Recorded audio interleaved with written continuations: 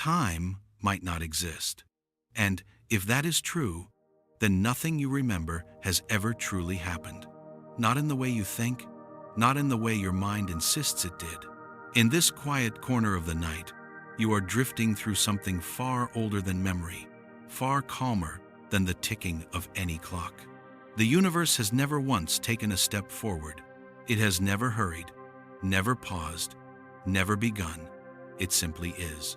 A vast, unmoving structure, carved not from moments, but from positions, each one resting beside the next, like pages that were never meant to be turned. Before we continue deeper, let me whisper something soft to you. You're listening to Whispers of the Universe, and if you're gentle enough tonight, a quiet, like a soft subscribe, or even a small share, helps this little corner of the cosmos stay alive. Stay as long as you wish. We're about to enter a universe where nothing moves, and yet everything changes. Imagine this. You are standing in a landscape, so still, so silent, that even the idea of before cannot form. There is no previous step, no next breath. You are not waiting for anything, because nothing is on its way. Every event you have ever known, every memory, every dream, every heartbeat, rests around you like sculptures frozen in crystalline air. They do not fade, they do not pass, they simply exist, arranged in a geometry so vast that your entire life is just a thin thread woven into an eternal tapestry. Physics has a name for this strange vision: the block universe. In this view, the past is not behind you, the future is not ahead. Both lie quietly beside you, already formed, already complete, already present. Einstein hinted at this in a letter late in his life. He wrote that for those who understand physics, the distinction between past, present, and future is only a persistent illusion, not a mistake. Illusions can be beautiful, even necessary, but an illusion nonetheless. Yet something wars against this idea inside you, doesn't it? Because you feel time. You feel it rushing, nudging, pulling you from moment to moment. You feel your memories stacking behind you, a trail of echoes proving you were somewhere else, someone else. And you feel the future waiting, like a door half open. So which is real? The physics or the feeling? Let's drift closer. Your awareness, this quiet observer inside you, never experiences reality as a whole. It only ever sees a thin slice, a layer, a surface. You move through existence like a beam of light sweeping across a frozen painting. The painting is complete, but you only see the piece your brightness currently rests upon. Your mind translates this sweeping motion into the sensation of time, not because time flows, but because you do. If the universe is a sculpture, consciousness is the finger tracing its surface. The flow of time may be nothing more than the trail your awareness leaves as it illuminates one slice of reality after another. Still, a question lingers like a soft tension in the air. If nothing truly moves, then why does everything appear to? To understand this paradox, imagine a film strip. Each frame is fixed. Nothing inside a single frame moves, but when the projector shines through them in rapid succession, a smooth story emerges. Except here, there is no projector, no machine, no light flickering through the frames. The frames, the structures of space-time, exist all at once. Your sense of motion is the illusion of a mind that is built to move even when nothing else does. And yet, your life feels undeniably real. Your memories feel chained to something that once was. Your hopes cling to something that has not yet happened. If the universe does not move, why does the mind insist that you do? Entropy whispers an answer. Left alone, everything in the universe spreads out, not chaotically, not carelessly, but inevitably. Like warmth diffusing through a room, like ink darkening water in a patient bloom. This spreading, this gradual smoothing of differences, creates a direction that resembles time. Not because time forces things to happen, but because systems naturally drift toward balance. From this drift, the brain constructs a storyline, A sequence, an arrow. The arrow feels like time, but it might simply be order dissolving into easiness, and your mind calling it tomorrow. Still, you might wonder, if nothing moves, why can you choose? Why can you change? Why can you regret? Hold that question gently. We will return to it later. For now, imagine the universe as a map laid out on a table too large to see its edges. Every location on that map, every moment, is printed permanently. You are not walking across the table. Something far quieter is happening. Your awareness is selecting one coordinate after another, guided not by time, but by structure, by pattern, by geometry, by something we do not yet understand, and perhaps never will. The night is deepening now. Let your breathing fall slightly slower, like you are settling into the unmoving universe around you. A universe that does not wait. A universe that does not age. A universe where everything that ever existed is still here, still vivid, still present. You may sense a question hidden behind all this. If the universe is truly timeless, then what is this moment you're in now? Maybe it is simply the place where your awareness has paused in the sculpture. A single coordinate, illuminated briefly. A resting point between infinities. Nothing forced you here. Nothing pulled you from before or pushed you toward after. You are simply here because this is the slice of the cosmic shape your mind is touching. And in a moment, though moment means nothing, here you will touch another slice, and another, and another. Not because they unfold, but because consciousness wanders. The universe does not flow, only you do. And as we drift deeper into this quiet idea, hold this final whisper. Maybe nothing moves. Maybe nothing passes. Maybe nothing begins. And you are the only thing that thinks it does. A soft stillness forms. The next thought arrives without arriving. And gently, almost imperceptibly, we step toward what the universe looks like when nothing has ever truly moved. The sense of stillness deepens as you drift further, and the space around you begins to take on a quiet structure. It isn't a room, or a landscape, or anything familiar. It feels more like standing inside the shape of an idea, one so large that you can't see its outline, but you can feel its presence pressing softly against your awareness. Something subtle shifts. You begin to understand that this stillness you're floating in has a shape of its own. Not a shape made of surfaces or shadows, but a shape made of relations, how one point of existence leans against another, how each event is positioned not in time, but in a vast, woven geometry. You are not walking through time. You are tracing the curvature of this shape. Physicists describe this structure with a quiet certainty. They call it space-time, though in the absence of time, the word bends into something simpler.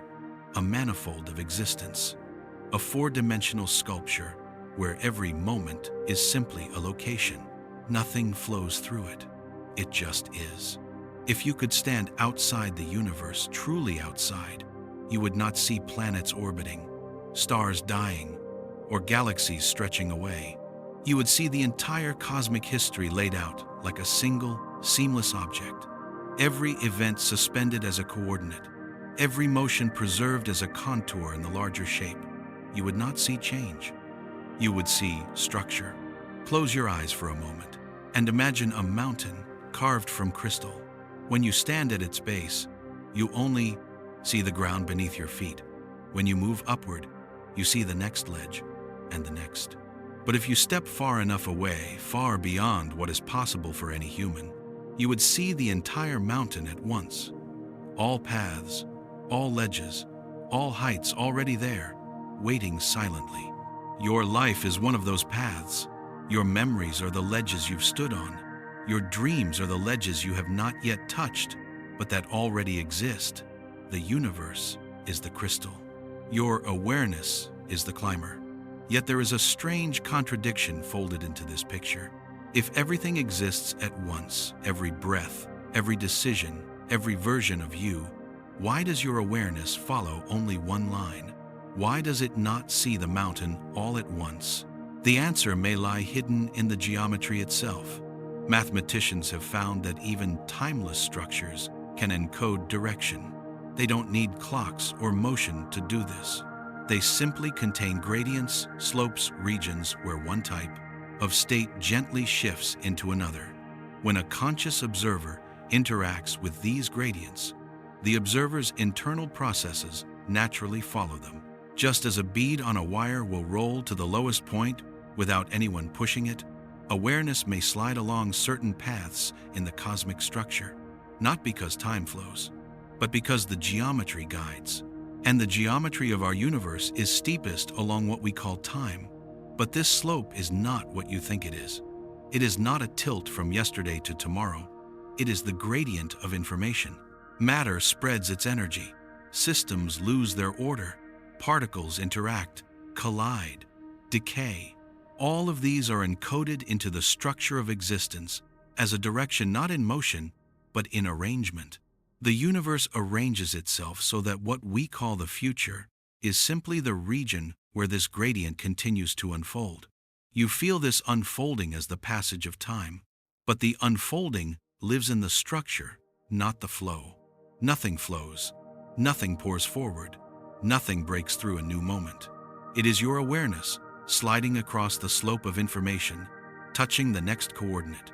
But something deeper beneath this emerges when you observe the universe, not through physics, but through the careful stillness of your own mind.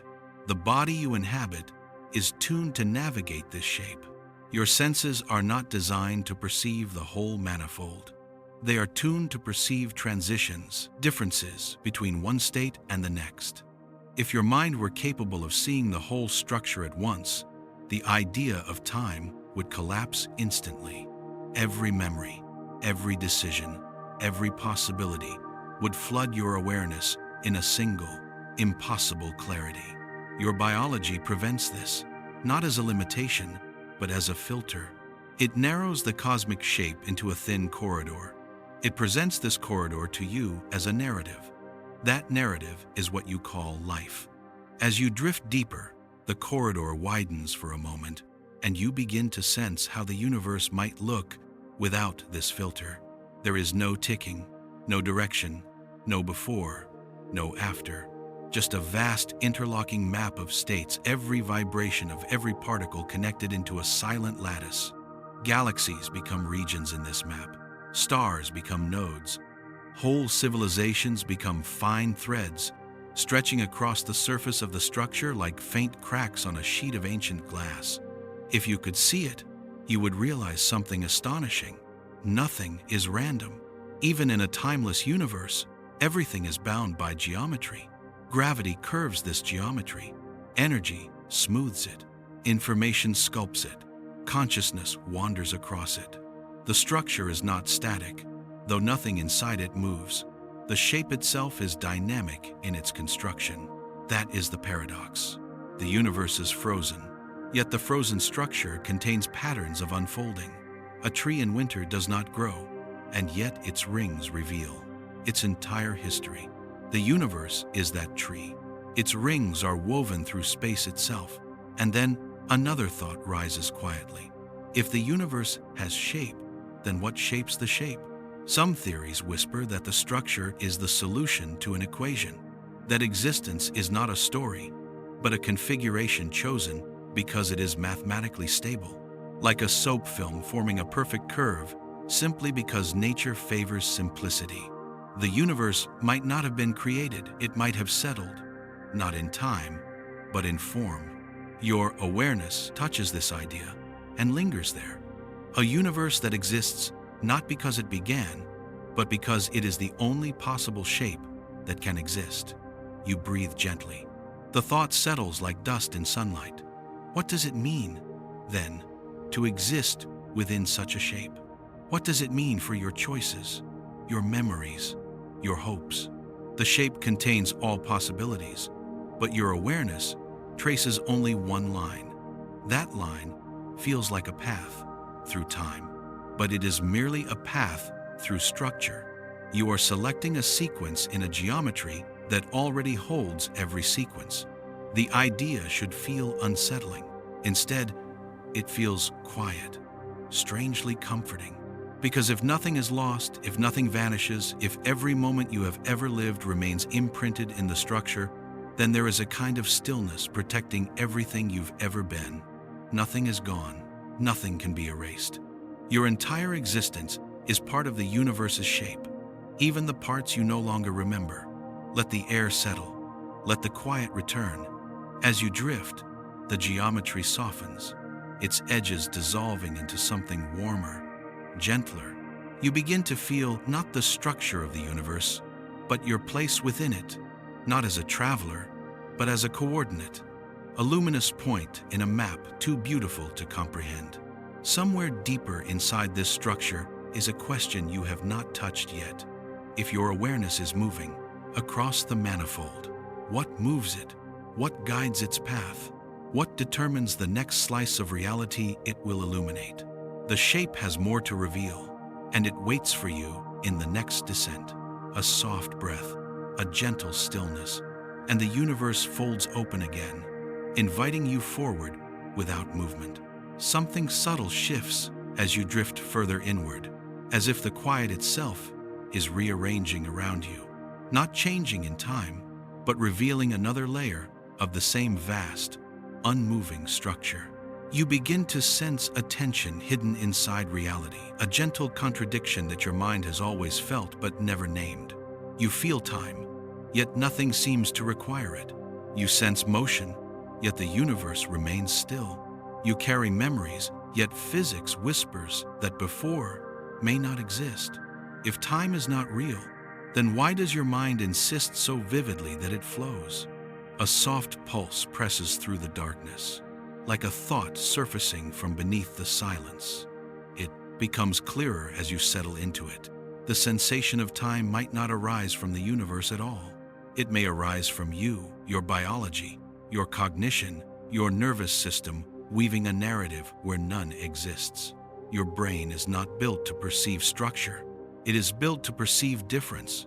Move your hand slightly and your senses fire.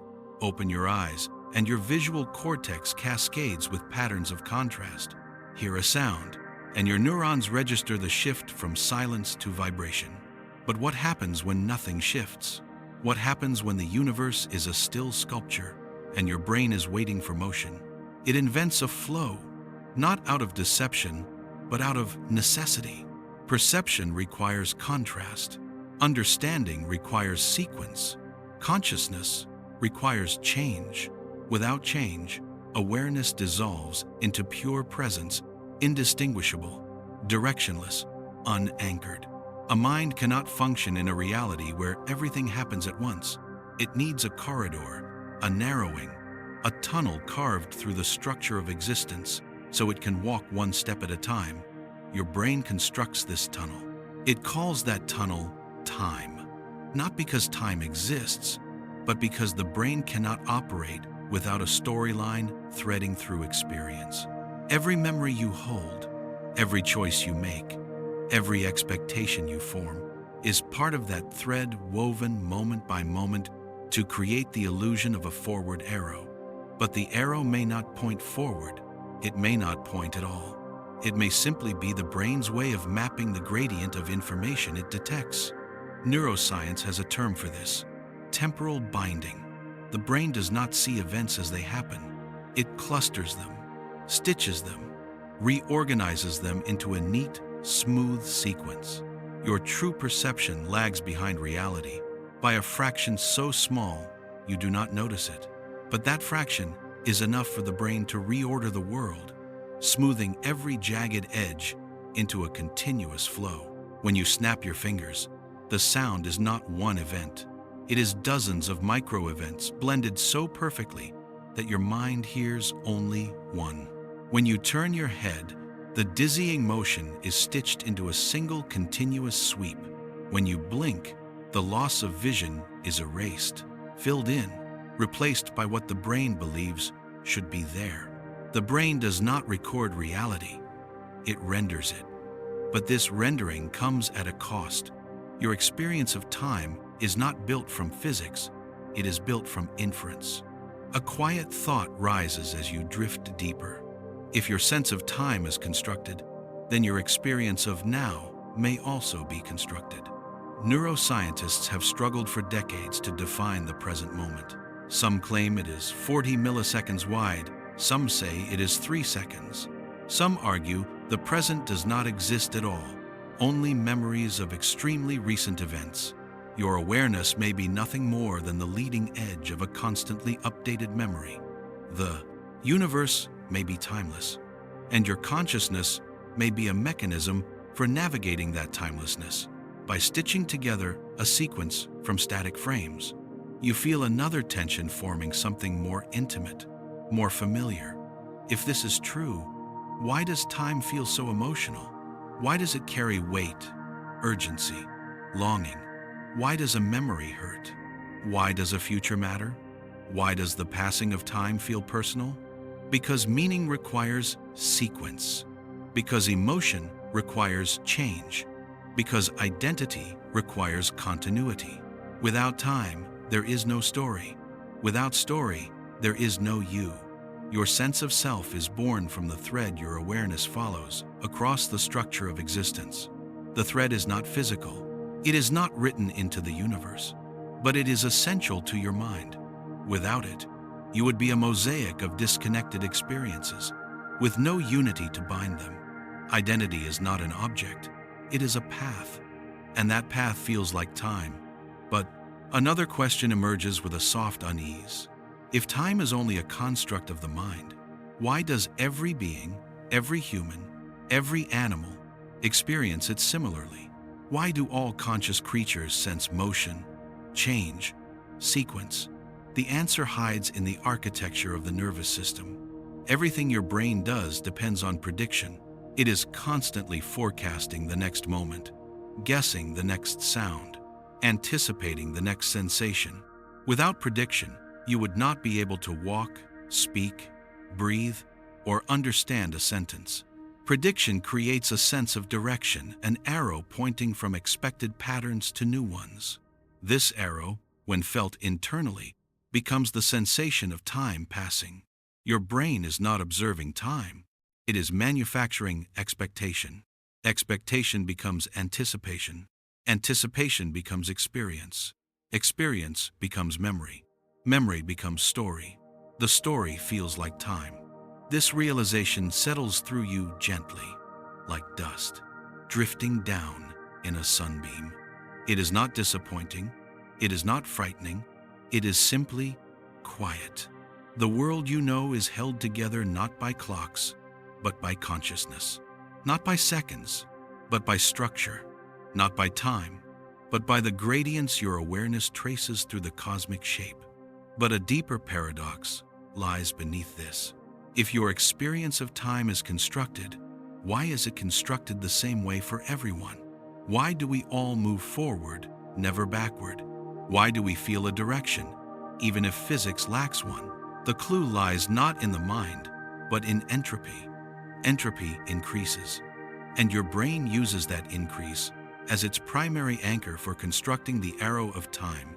You feel direction because the universe's structure grows into regions of higher information imbalance. You perceive unfolding because your biology is tuned to read that unfolding. If entropy ran backward, your experience of time would reverse. But entropy cannot reverse, not because of time, but because of probability. Order is unlikely. Disorder is natural. And so, the direction of the brain's predictions aligns with the direction of entropy's spread. Your mind inherits the universe's gradient. It transforms that gradient into chronology. It transforms chronology into meaning. It transforms meaning into the quiet sense of life unfolding. This transformation is so internal, so constant, so seamless that you never notice it. But once you do, the world feels softer, less rigid, less constrained. You realize that everything you feel as time is actually pattern, coherence, and the slow balancing of energy across existence. You inhale gently. Something eases in your chest. If time is not a fundamental element of the universe, but a fundamental element of awareness, then the universe was never rushing you, never carrying you forward, never demanding anything from you. You were moving only because your mind needed movement. But a question remains, waiting deeper in the silent dark. If you are the one creating the arrow of time, what happens to the arrow when consciousness fades? What happens to the story? What happens to now? The answer lives in a stillness the mind rarely touches. A stillness where neither memory nor expectation exists. A stillness where perception becomes pure being. And that stillness leads you gently toward another realization, one that will reshape how you understand experience itself. The descent continues, softly, quietly, as the structure of reality unfolds without moving. As the stillness gathers around you, something quiet begins to form. Not a thought, not a memory, but a sensation, like brushing against the boundary of a truth your mind has always known, yet never dared to articulate. It feels almost fragile, as if speaking it too loudly would make it vanish. You sense that consciousness, this luminous thread weaving your world together, may be doing far more than simply experiencing reality. It might be selecting reality, not creating it, but choosing a path through it, one thread among countless others, stretched across the silent structure of existence. This realization expands gently, like breath filling a darkened room. Imagine standing before a vast library, not a library of books, but a library of possible experiences, every version of every moment, every branch of every decision, every configuration your life might take, all of them quietly coexisting, shelved side by side in an order you cannot see. You do not wander through this library with your feet. You wander through it with your awareness. The universe may hold every possibility simultaneously. Your consciousness may be the mechanism that determines which possibility becomes your lived experience.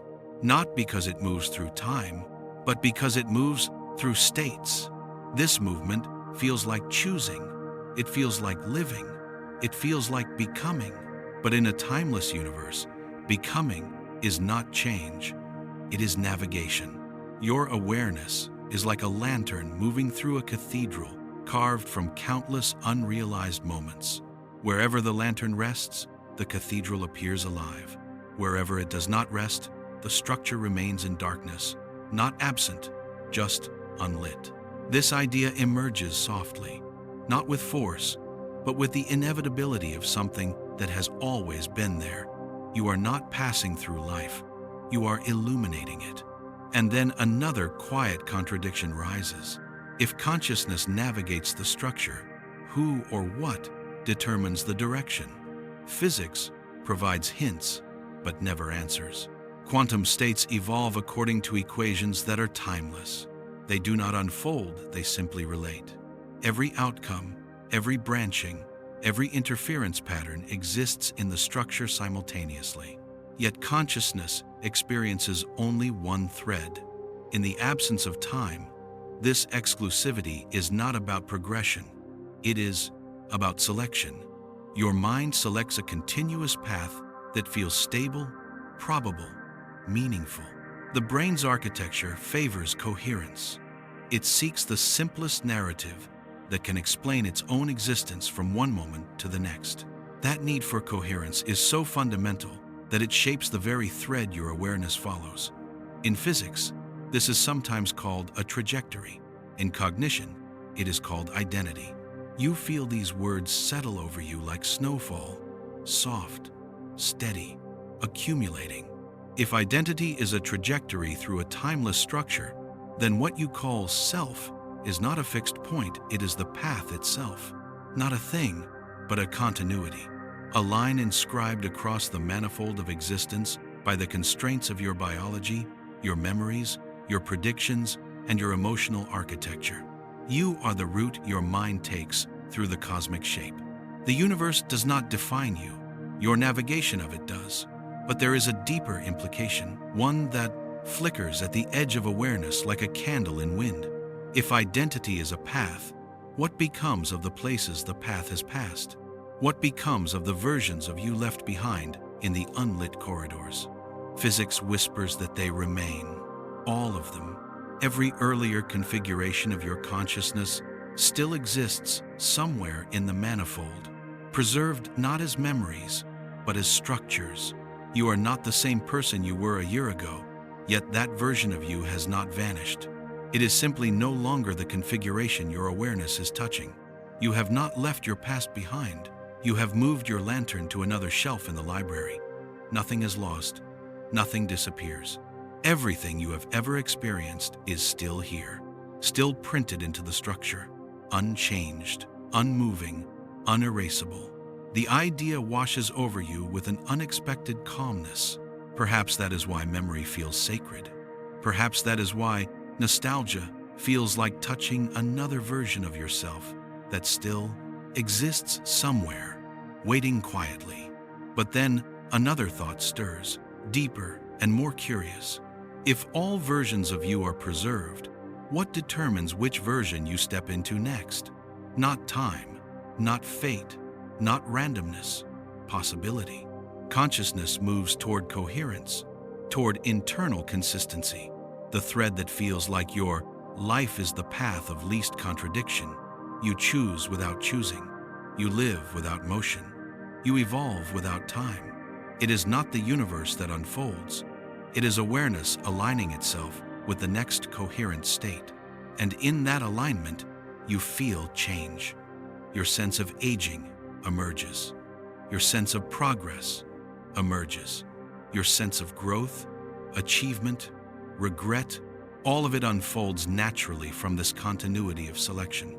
But continuity is not necessity. It is preference. The brain seeks patterns that support its model of reality. Those patterns form a sequence. The sequence forms a narrative. The narrative forms a self. It all feels like time. Yet beneath that narrative, the structure is silent, unmoving, timeless. A softness settles around you. As this realization takes shape, you begin to understand why thoughts drift the way they do, why your memories feel tethered to something beyond physics, why your hopes stretch forward even when the future is already imprinted in the structure. Consciousness is not a passenger. It is a spotlight searching the structure for meaning. Meaning is what gives your path direction. Direction is what gives you the illusion of time. And time is what gives you the illusion of becoming. A gentle sensation rises, almost like compassion for the human mind, trying to understand itself within a reality that does not behave the way it feels. The mind was never designed to grasp a timeless universe. It evolved to survive, not to comprehend. So it built a tool, a lens, a narrative, a sequence. Time is that tool. But the universe does not need it. The structure beneath, everything is far simpler, far quieter, far more elegant. It contains no ticking, no unfolding, no waiting. It exists in a stillness so complete that even the idea of change becomes obsolete. Yet from this stillness, consciousness draws meaning. You trace one line through the manifold, and that line becomes your life. You hold the lantern, and the illuminated path becomes your story. The thought drifts gently. If the universe does not move, then perhaps your movement is what brings color to it. Perhaps your awareness breathes life into the structure. Perhaps meaning is not found in physics, but in perception. The silence around you grows comforting, as if the universe itself is exhaling. You feel suspended between understanding and mystery, held by the knowledge that nothing is rushing, nothing is passing, nothing is slipping away from you. There is only the next coordinate your awareness will touch. Somewhere just ahead, though, ahead means nothing. Here another realization waits, one that reaches beyond the illusion of time and into the nature of causality itself. Because if the universe is timeless, then the relationships between events must follow rules we have barely begun to imagine. And in those rules lies a deeper understanding of how reality holds itself together even when nothing moves. The descent continues, soft as breath, quiet as the space between thoughts. The quiet bends around you, stretching into a shape you can almost feel with your fingertips. There is a sense that something fundamental is changing, not in the world outside, but in the way you understand the structure beneath it. You begin to notice that the universe, in all its stillness, relies not on motion but on connection. Events do not follow one another. They are linked. Causes do not precede effects. They coexist. The mind struggles with this idea at first. It has been shaped from birth to believe that one moment produces the next, like beads sliding on a string. Yet here, drifting deeper into the silent manifold, you see another possibility, one both simpler and stranger. Causality is not a chain, it is a network. And networks do not require time, only structure. Imagine a constellation, not in the sky, but within the fabric of existence. Each star is an event, something that happens, something that exists. The lines connecting the stars are not drawn by time, but by dependency. This event is linked to that event because the laws of nature require them to fit together. The pattern forms a map, not a timeline, a web, not an arrow. Cause and effect are neighbors, not steps. It is only your mind that visits them, one at a time, interpreting adjacency as sequence, interpreting structure as passage. You see two connected events and your awareness touches one before the other, not because one happened earlier, but because consciousness can only illuminate one point at a time. You travel through connections, and that travel becomes the story you call time. The more you drift, the clearer it becomes. The universe does not rely on a before to make its laws work. Conservation of energy, quantum interactions, gravitational curvature, none of these require a flow. They only require consistency. If you look closely, you see how reality enforces that consistency with exquisite precision. Every interaction between particles is governed by relationships inscribed into the structure. The equations that describe these interactions work without referencing past or future. They only describe how one point of the manifold relates to another.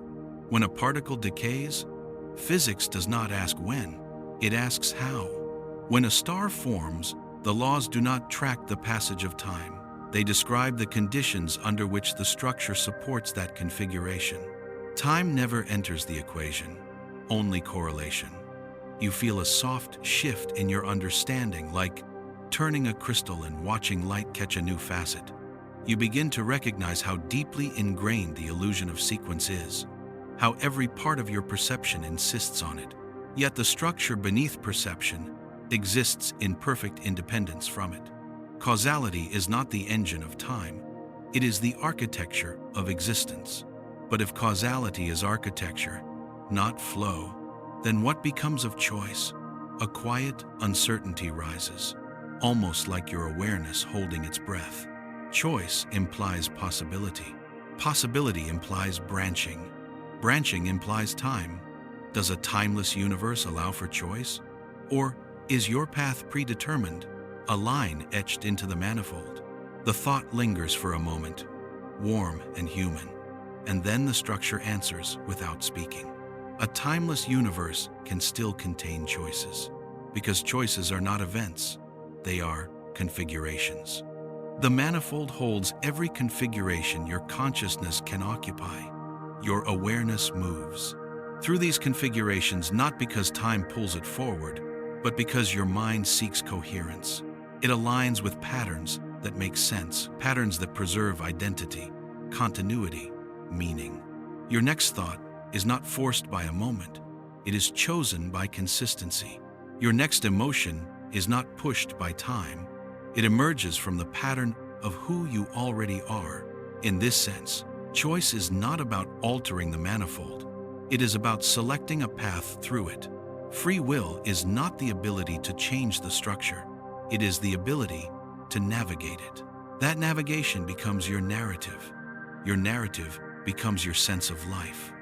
Life becomes the story that consciousness writes across a canvas that never changes. A soft calm fills the quiet space around you as this idea settles. Perhaps choice has always been misunderstood. Not a battle between fate and freedom, but a dance between structure and awareness. Your awareness is not a passive observer. It is a participant, selecting the coordinates it resonates with. Meaning becomes the compass, and coherence becomes the path. The thought expands into a deeper realization. If choice is selection, and selection is navigation, and navigation creates the illusion of time, then meaning may be the true engine of experience. Not physics, not chronology, not inevitability. Meaning. The universe does not need meaning, but consciousness does. Meaning stabilizes your path. It provides direction in a structure that lacks one. It binds your identity into a continuous thread. It lets you move through a timeless manifold without losing yourself in its vastness. You drift through this idea slowly, letting it illuminate the quiet around you. And then something even deeper begins to surface, an understanding that the structure of the universe is not defined by matter or energy alone, but by information. Information is not data. It is difference, contrast, distinction. Wherever there is distinction, there is structure. Wherever there is structure, there is possibility. Wherever there is possibility, consciousness can navigate.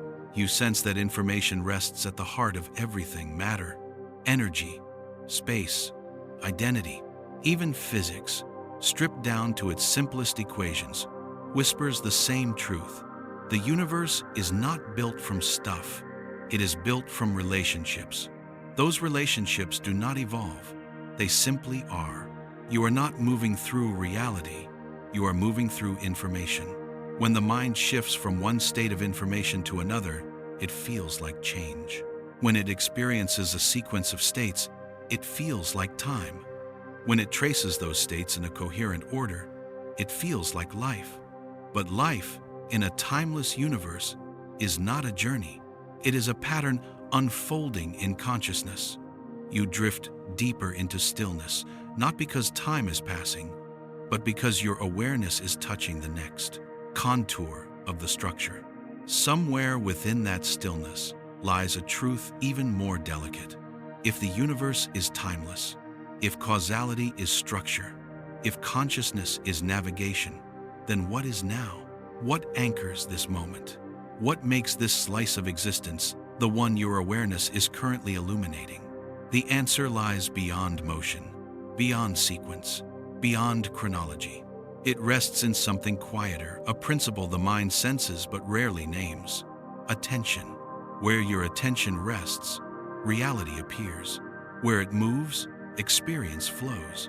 Attention is the hand that guides the lantern. It is the point of contact between consciousness and the manifold. And as your attention shifts again, almost imperceptibly, you feel the structure preparing to reveal something more, something that will reshape your understanding of memory itself. The descent deepens, slow as a heartbeat, soft as night. There is a moment, though. Moment isn't the right word when you become aware of something forming in the background of your thoughts. It begins as a faint impression, like the softness of a shadow on the edge of your vision, and then it sharpens into a quiet understanding. Memory does not sit behind you, it surrounds you. The mind tells you that memory belongs to the past, but in a timeless universe, the past is not something that once existed. It is something that exists now, in a different coordinate of the manifold. What you call remembering is not reaching backward, it is reaching outward, touching another region of the structure, another configuration of your consciousness, preserved in the stillness. Your memories are not fading stories. They are stable regions of the cosmic shape that your awareness can still access. Your childhood is not gone.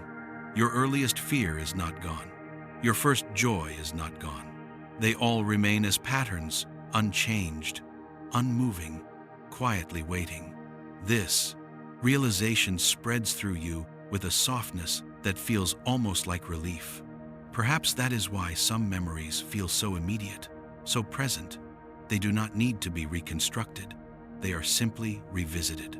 Your awareness brushes against them the way a lantern might brush against a familiar shelf in the eternal library of the Manifold. But if memories are parts of the structure, what about forgetting? The answer comes gently, like a breath passing through silk. Forgetting is not the erasure of structure. It is simply the loss of access. A memory is never removed. Your mind only loses the path to it. The coordinate still exists, quiet and untouched. The lantern just no longer turns toward it. This is why a forgotten memory can return decades later in a scent, a voice, a half-formed dream. The structure never changed. Your awareness simply found its way back. And then something deeper begins to surface. If memory is access, not history, what does that make the present? The answer grows like a tide, rising slowly around your feet. The present is not a point in time. It is the region of the structure your awareness is currently illuminating. It has nothing to do with now. It has everything to do with attention. The mind insists that the present is fleeting, always slipping away. But in truth, the present is the only region of the manifold your awareness can inhabit. Everything outside that region exists just as fully, just as vividly, but is unlit, not absent, not future, not past, unlit. A quiet shift spreads through you as this idea settles. You begin to understand that you are never moving through life. You are always inside the region your attention holds open. When your attention shifts, the region changes. When it changes, the mind interprets that as time passing, but nothing passed. You simply illuminated another configuration. Time, then, is the motion of attention, not the motion of reality. And yet, there is something else, something even more delicate, hidden beneath this realization. The mind cannot illuminate all regions equally. It is drawn towards some patterns more than others. It has preferences. It has biases. It has emotional gravitation. Memory is not accessed randomly. Attention does not drift without a center. Your consciousness follows pathways shaped by meaning, by fear, by desire, by curiosity. Meaning becomes the force that guides attention. Attention becomes the force that creates the illusion of time. Time becomes the surface on which the story of your life is written. But the story is not the structure, it is the path. Another realization forms in the soft dark. If memory is not the past, and attention is not the present, then what is the future? The future is the set of regions your awareness is most likely to illuminate next. Not because they have not happened, but because your mind is built to move toward coherence. The future, in a timeless universe, is not something that will exist. It is something that exists already in the manifold, as a distribution of possibilities. Your awareness has not reached those regions yet, but they are not waiting for you. They are simply there. You will arrive where meaning guides, where coherence aligns, where identity stabilizes. This understanding deepens the silence around you until it feels almost physical, like velvet pressed gently against your skin. The universe begins to appear not as a stage where events unfold, but as a landscape where consciousness wanders. And wandering is not random. It is shaped by the gradients of information, the pull of emotion, the architecture of self. This architecture becomes clearer as you drift across it. Identity is not a single configuration. It is a cluster, a basin, a region of the manifold that consciousness tends to stay near because it is coherent, stable, familiar. This is why changes in your life, real changes, feel difficult. It is not because time resists you. It is because identity has gravity. To become someone new, your awareness must move to a distant part of the structure, a region that may not be naturally aligned with your past configurations. That journey feels like growth. It feels like transformation. It feels like time. But beneath the feeling is something much quieter, a redirection of attention, a shift in coherence, a reorganization of meaning. Once again, meaning becomes the engine of your path. You feel a kind of tenderness emerging toward your own life, toward all the versions of you that still exist in the manifold, toward all the paths you did not take but that still rest quietly in the structure, toward all the futures that are not ahead of you but beside you. The stillness grows warmer. Reality, you realize, is not something that happens to you. It is something you explore, not as time, but as structure. And somewhere deeper in this structure lies a question your awareness is slowly drifting toward. If the universe contains every possible configuration of you, what is the nature of the thing that moves between them? What is the essence that experiences the story? What is the observer itself? The quiet prepares to open.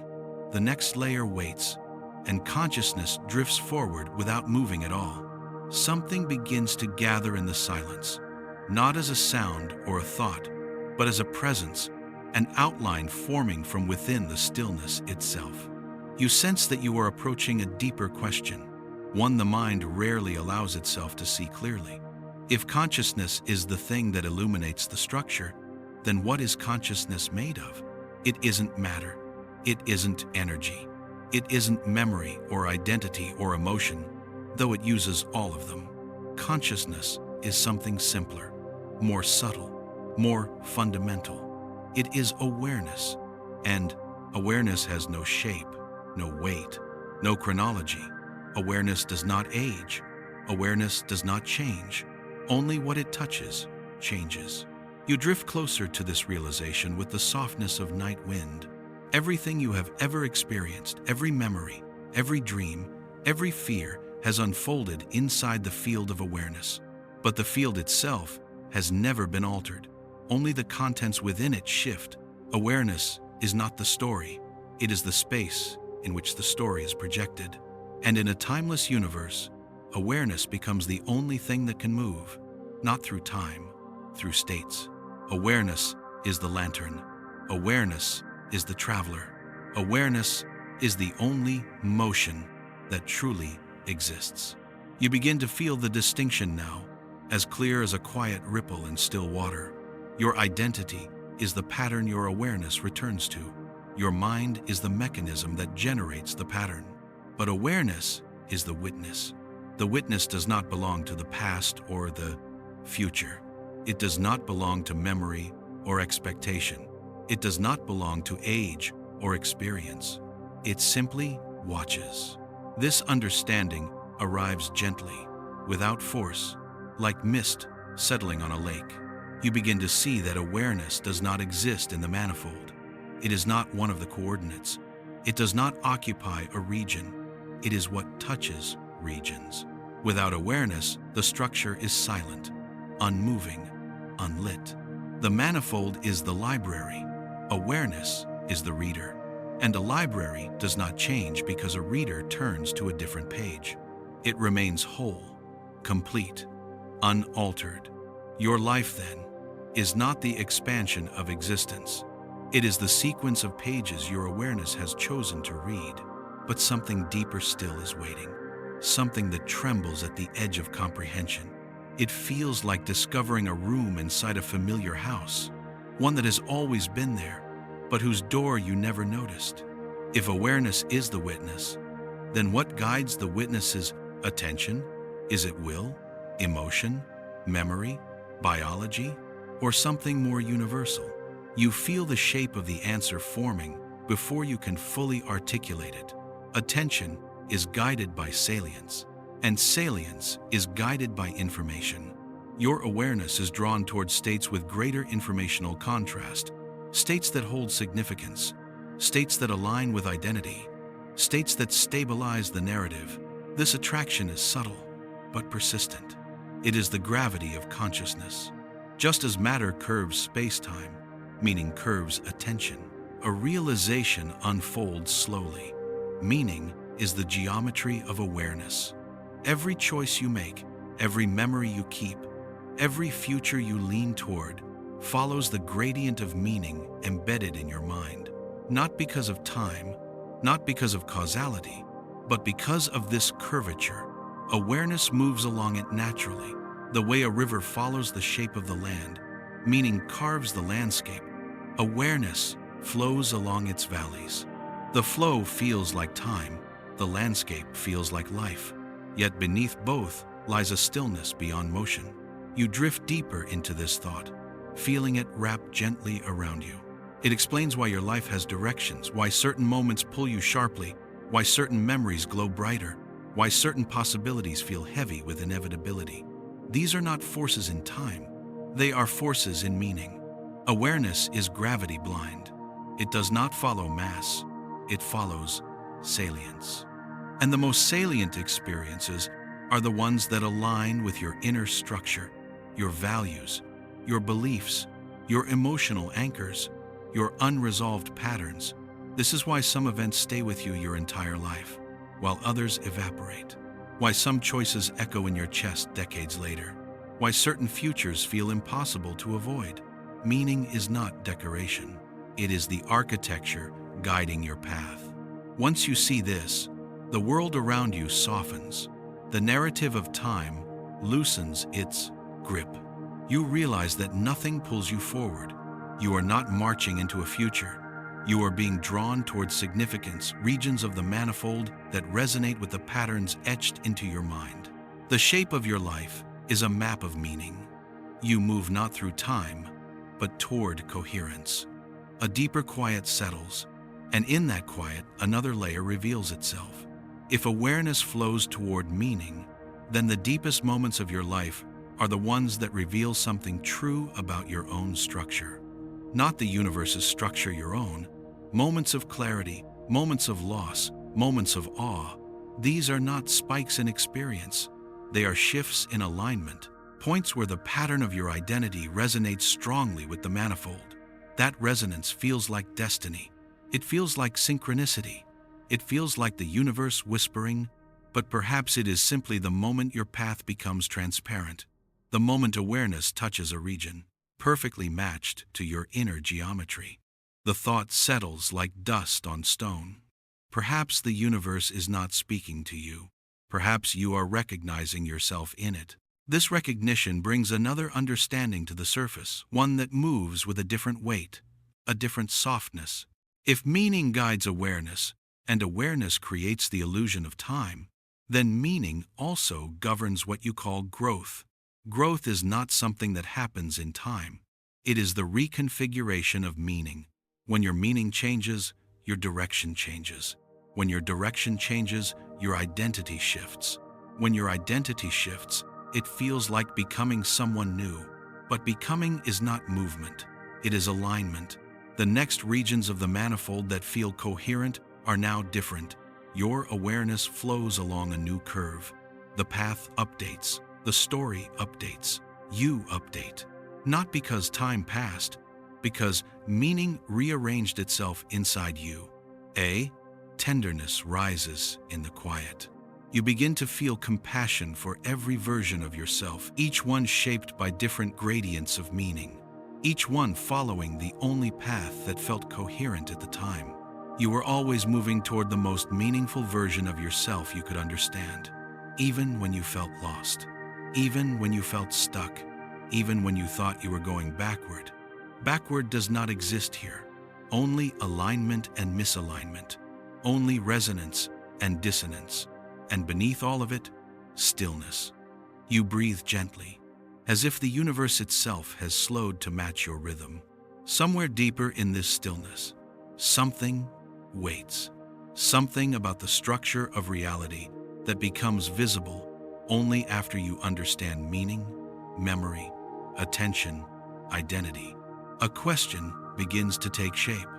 If awareness is the traveler, and the manifold holds every configuration, and meaning guides the path, what is the source of meaning itself? What gives the structure its gradients? What makes one region more resonant than another? What is the origin of significance in a universe without time? You feel the quiet opening again, inviting you into the next descent, a softer, deeper layer of the same eternal structure. There is a softness forming in the silence, like a veil lifting from something the mind has always sensed but never faced directly. You follow that softness, not with intention, but with a kind of quiet surrender, an instinct older than language, older than memory.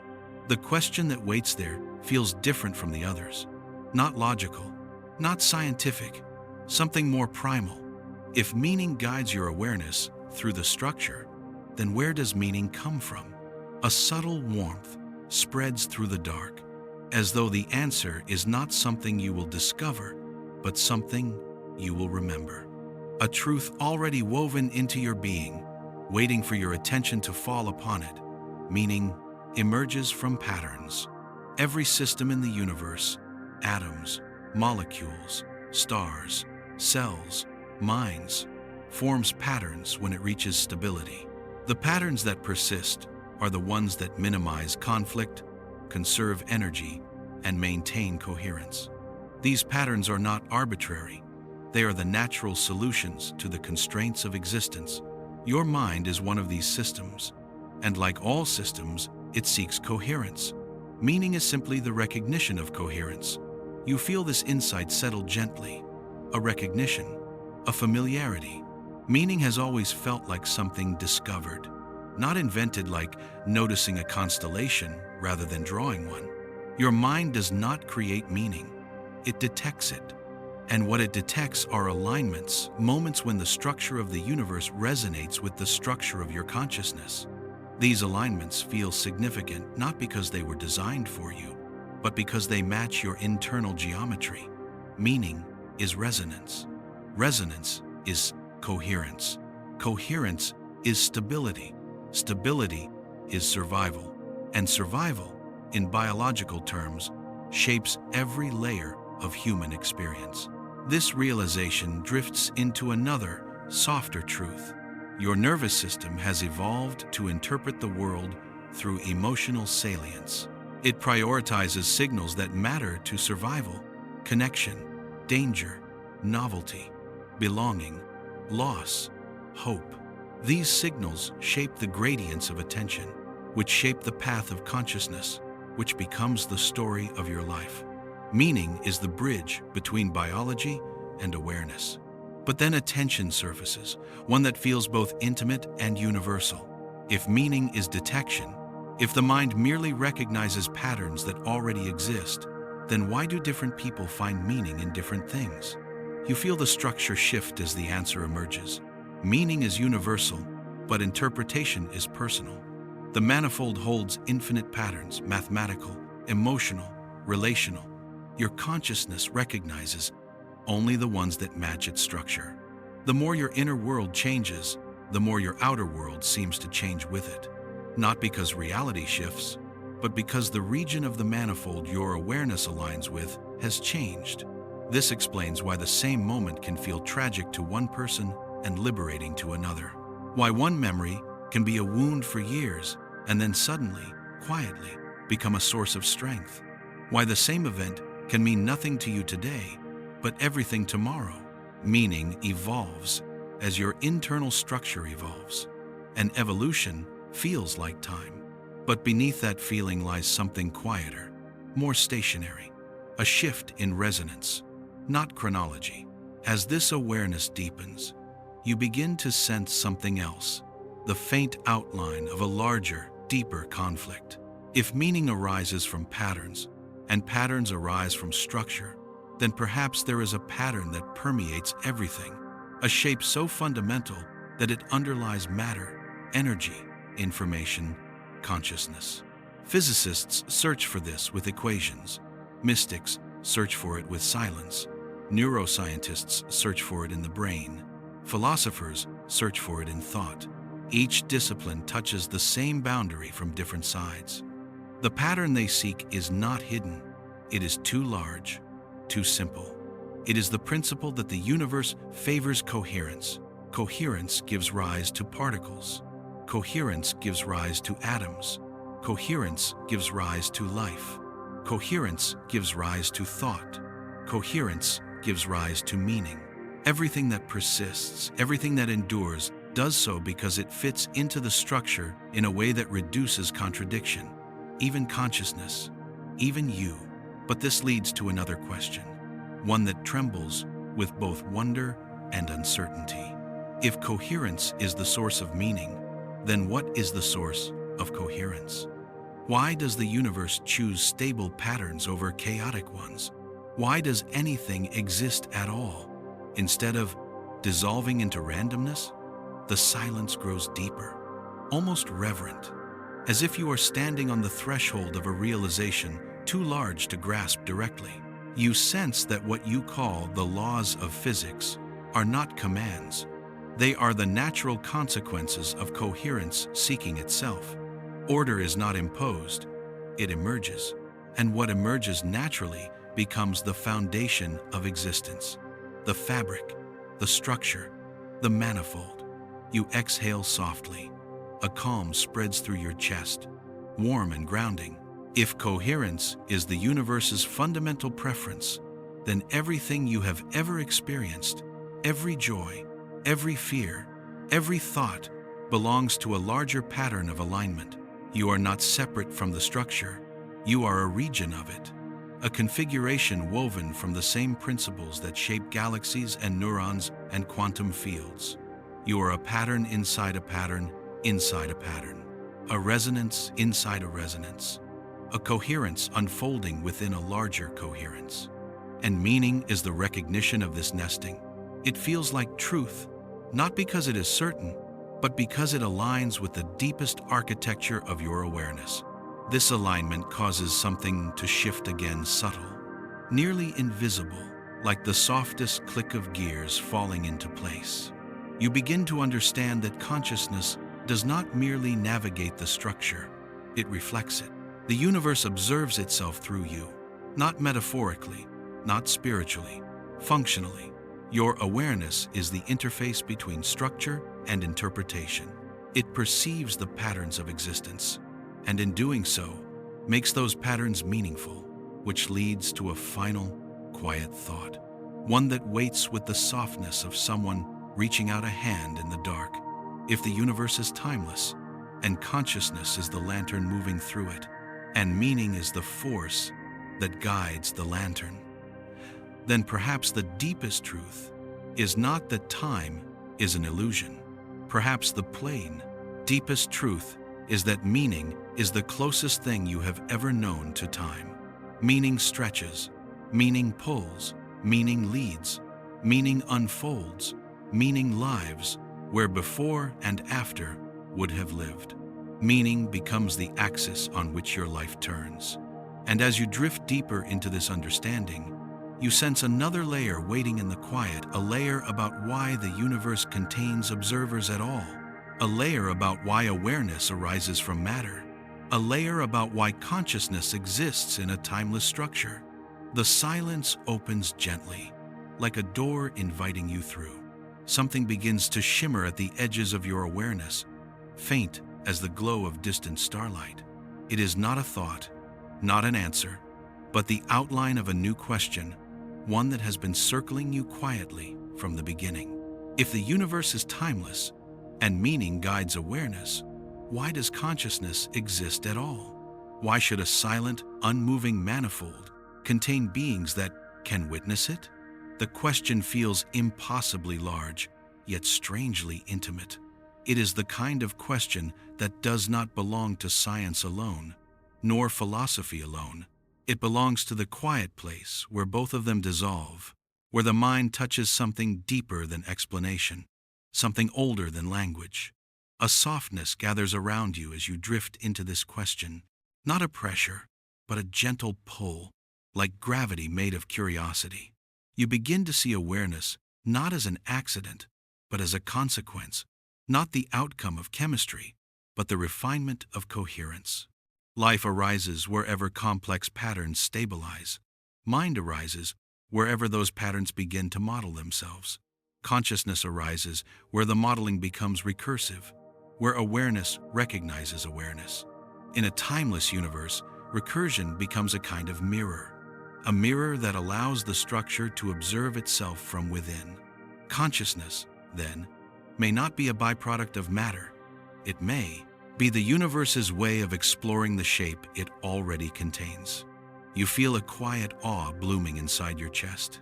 All this time, you have thought of yourself as a fleeting moment inside a moving cosmos. But perhaps the cosmos is unmoving, and you are the movement, the reflective wave passing across its surface, turning structure into experience. This reflection brings another realization, soft and steady. Awareness enhances the manifold. It does not alter the structure, but it interprets the structure. An interpretation creates depth. Without observers, the universe has shape. With observers, it has meaning. Meaning cannot exist without minds, but minds cannot exist without structure. They depend on each other. They complete each other. This interdependence is subtle, almost hidden. Yet once you glimpse it, you see it everywhere. In the symmetry of particles, in the branching of trees, in the clustering of galaxies, in the architecture of thought. Patterns repeat across scales because coherence favors them, and consciousness favors coherence. In a timeless universe, consciousness becomes the only process that resembles unfolding. But unfolding is not time, it is discovery. You are not watching reality progress. You are discovering deeper regions of the structure that has always been there. A quiet hum seems to vibrate through the darkness, the hum of understanding settling into place. This is why consciousness feels drawn to complexity, why your mind seeks insight, connection, clarity, why you are compelled to make sense of the world, why you feel incomplete without understanding. Your awareness is trying to match the structure, to resonate with it, to reflect it. Understanding is resonance. Insight is resonance. Recognition is resonance. And resonance feels like truth. But this leads to a deeper conflict, one that sits at the boundary of the human mind. If consciousness is the universe, reflecting itself, why does it feel so separate, so small, so fragile? Why do you feel like a point instead of a pattern? The answer comes quietly, like a candle being lit in a dark corridor. You experience yourself as a point because you can only illuminate one coordinate at a time. Your awareness is vast, but your attention is narrow. Your identity sits in this narrowness, this single slice of the manifold that your mind can hold open at once. As attention expands, identity expands. As attention constricts, identity constricts. This is why meditation feels like dissolving. This is why awe feels like widening. This is why suffering feels like shrinking. This is why love feels like merging. Attention is the aperture of consciousness. Through it, the infinite becomes a single beam of light. You are not the beam, you are the light behind it. A stillness settles. It does not feel like emptiness. It feels like recognition. You begin to sense that what you call self is only the small region of the manifold your attention rests upon. And what you call soul, if you choose that word, is the awareness that moves the attention. The soul is not in time. It does not age. It does not change. It is the witness. This realization expands with a gentle warmth, wrapping around you like a blanket of night air. You understand now why the illusion of time feels so personal, so emotional. Time is the story. The witness tells itself while wandering through the structure. Without the witness, there is no story. Without the story, there is no time. Without time, there is only the silent architecture of the universe. Calm, unmoving, complete. A soft breath flows through you as another layer opens. If consciousness is the witness, and attention is the lantern, and meaning is the gravity, what then is existence? Not time, not change, not becoming. Existence is the luminous field in which awareness touches the silent structure, and the structure touches back. Existence is contact, and contact, when felt from within, becomes experience. The quiet around you deepens as this truth settles. Not heavy, not overwhelming still, soft, inevitable. Something else begins to form now, a thought reaching from the far edges of the structure. If existence is contact, what happens when the contact ends? What happens when attention releases the region it holds? What happens when the narrative dissolves? You feel the next layer approaching, like a tide moving in slow, silent waves, a layer about death, continuity, and the observer behind all observers. But the descent remains soft. The universe waits in its stillness, ready to open another chamber. Something delicate begins to rise from the quiet, an outline, a contour, a feeling that what you are approaching is not an end, but a threshold. Not a door that closes, but a doorway the mind rarely looks toward without fear. Yet here, in this stillness without time, the fear seems softer, almost transparent. You sense the shape of the question forming. If your awareness is the witness, and the witness is not bound to time, then what happens when the body, the structure that carries your identity, can no longer maintain coherence? What happens when the physical pattern dissolves? A warmth gathers around the question, as if the universe wants to soften it before it settles into you. The answer does not arrive as a pronouncement or a revelation. It comes quietly, with the restraint of something that has always been true. Death is not the end of time, because time is not what ends. Death is the release of a coordinate. The body is a configuration of matter stable for decades, then slowly unraveling. The mind is a configuration of signals patterns that repeat, strengthen, weaken, fade. Identity is a configuration of meaning, shifting as coherence shifts. But awareness is not a configuration. It is the presence that observes configurations. So when the body dissolves and the mind unwinds, and identity loses its cohesion, what dissolves is not the witness. What dissolves is the region the witness was holding. The lantern does not go out. It simply stops illuminating that particular shelf in the manifold. This realization floats through you with the softness of falling ash. It does not feel triumphant or mystical. It feels quiet, honest, almost obvious. The fear humans have of death is tied to the illusion of time, to the belief that the self is a moving object that can reach a final moment. But in a timeless universe, there is no final moment. There are only regions of structure that awareness can inhabit or release. A configuration ends, but the witness does not. Still, another tension emerges, subtle, human, trembling with longing. If awareness continues, does identity continue with it? Do you remain you? Or does the pattern unravel completely? The answer arrives like the glow of dawn touching a still lake. Identity is coherence, and coherence persists as long as the structure of the mind persists. When the body fades, the mind fades. When the mind fades, identity loosens. When identity loosens, the sense of I dissolves not into nothingness, but into something larger than the mind could ever hold. The witness does not lose identity. It loses limitation. You feel this truth settle with a strange peace. The self you cling to, the one built from memory, emotion, experience, is a pattern that needs biological complexity to remain stable. When the biology decays, the pattern can no longer hold its shape. But the awareness behind the pattern was never shaped by biology. It only looked through it. This leads to a softer, deeper understanding.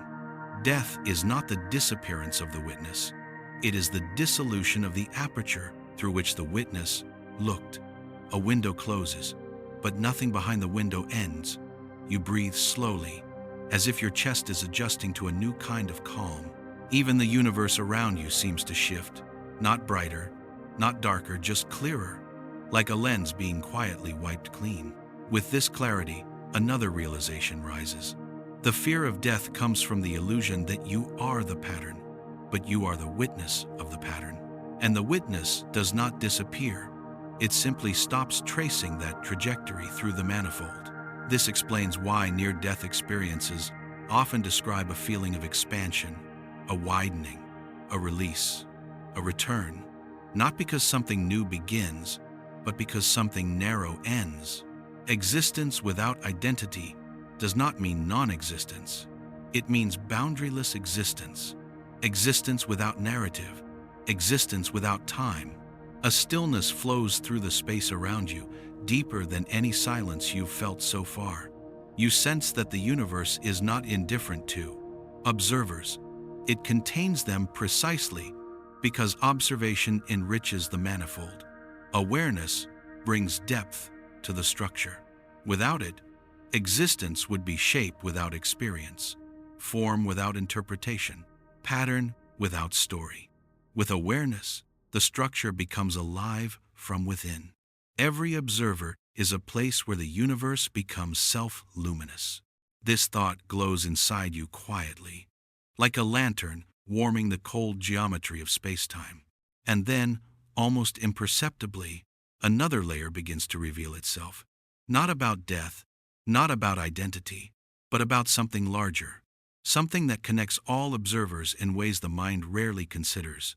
If every conscious being navigates the same timeless manifold, then what separates one awareness from another? What makes you, you, and someone else, them? What distinguishes witnesses, if none of them are bound to time? You feel the question expanding, opening space around you, inviting you to step deeper into a realm where individuality and universality blur. The descent continues, soft as breath, gentle as gravity made of night. Something begins to loosen in the quiet, like the subtle untangling of a thread that you didn't realize was holding you together. You feel yourself approaching a boundary, one not of fear or danger, but of understanding, an understanding that has been waiting beneath the surface of every question so far. What separates your awareness from the awareness of another? If awareness is not created by the body, if it is not shaped by time, if it is not bound to a single identity, then what makes one consciousness distinct from another? The question carries a soft weight, like a whisper traveling across an endless room. You feel it echo in the stillness of the manifold, touching regions of the structure that feel both intimate and impossibly vast. The mind immediately wants to answer, I am me because of my memories. But memories are coordinates stable, unmoving, accessible. They are part of the structure, not part of the witness. Another answer follows. I am me because of my personality. But personality is a pattern of emotion and cognition, a configuration of the brain. It persists only while the brain does. None of these are the witness. They are what the witness sees. You drift deeper, letting the question open fully. Consciousness is the capacity to illuminate the structure, but individuality is the shape of the lens through which that illumination flows. The lens is formed by biology, by culture, by memory, by identity, by meaning. These layers create the impression of separateness not because they divide awareness, but because they divide perspective. Awareness itself is seamless. It does not fragment. It does not split. It does not multiply. It is singular. It is universal. It is the same stillness behind every pair of eyes. But perspective, the angle from which awareness looks, is what creates the illusion of many. This realization spreads through you, like warmth radiating outward from a small flame. The universe does not contain billions of separate flames. It contains billions of windows, and one light shining through all of them. The windows differ, the light does not. This is why human beings can feel connected in moments of deep silence. Why compassion feels natural. Why suffering in another can feel like suffering in yourself. Why beauty can be recognized instantly across cultures and lifetimes. The witness is the same, only the window changes. This understanding does not erase individuality, it clarifies it. Your individuality is the precise distortion through which the universal awareness experiences the structure. Like a lens that bends light in a unique way, your mind shapes the interpretations, the emotions, the meaning that awareness encounters. Individuality is not a separate flame. It is a unique curvature. In the manifold of awareness, a softness spreads across your thoughts as this sinks in. It explains why communication is possible, not because minds are similar, but because awareness is shared. It explains why empathy emerges, not because people understand each other fully, but because awareness recognizes itself in different forms. It explains why you can feel seen by a stranger, moved by a work of art, changed by a moment that belongs to someone else. These are not coincidences. They are resonances, the universal awareness, aligning momentarily across multiple windows. But then another question arises, darker and more tender. If awareness is one, why does it feel so profoundly lonely inside a single mind? You feel the shape of the answer long before you can form the words. Loneliness is not the absence of others. It is the narrowing of the window. When identity tightens, when fear constricts it, when suffering fogs it, when expectation frames it, awareness sees only its own reflection within the lens. The world shrinks. The self feels separate. The light forgets it shines through many windows. Loneliness is not a flaw. It is a misalignment. When the window widens through love, through awe, through grief, through stillness, awareness recognizes the continuity again. It remembers that separateness was only the curvature of the lens, not the nature of the light. A quiet warmth spreads through you, made of equal parts comfort and revelation. If individuality is the lens, and awareness is the light, then connection is simply the moment when two lenses align well enough for the same light to recognize itself.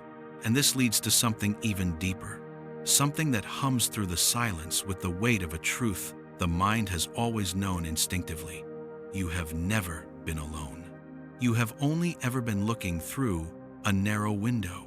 The universe has never been a collection of separate observers. It has always been a single awareness touching itself through a billion different perspectives. You feel yourself soften into this realization. Something in you releases a tension you didn't know was there, a tightness woven into your sense of self, since the first time you learned to say I. But I was never the whole story. It was only the aperture. Beyond the aperture, there is something vaster, something quieter, something timeless. You begin to sense it now, the way you sense a coastline before you see it, the way you sense a presence in a room before you hear a sound. Another layer is waiting, a layer about why the universe allows awareness to localize itself, to fracture into perspectives, to see through windows rather than with omniscience. A layer about why the infinite chooses to become finite, why the one becomes many, why the timeless becomes the story. The descent stirs again, soft as a sigh, drawing you deeper. There is a sensation now subtle, like a hand brushing lightly across the surface of your awareness, telling you that what comes next is not just another idea, but a shift, a turning in the quiet, a recognition waiting behind the form of every thought you've ever had about what it means to exist. If the universe is one awareness shining through many windows, why would it choose to see itself in pieces? Why fragment the infinite into perspectives so narrow that each one forgets where it came from? The question moves through you like a slow wave, not demanding an answer, simply urging you to drift with it. And then something soft begins to emerge, like the faint glow of dawn through fog. The infinite becomes finite because only the finite can feel. A single, boundless awareness cannot know intimacy. It cannot know fear, or wonder, or longing.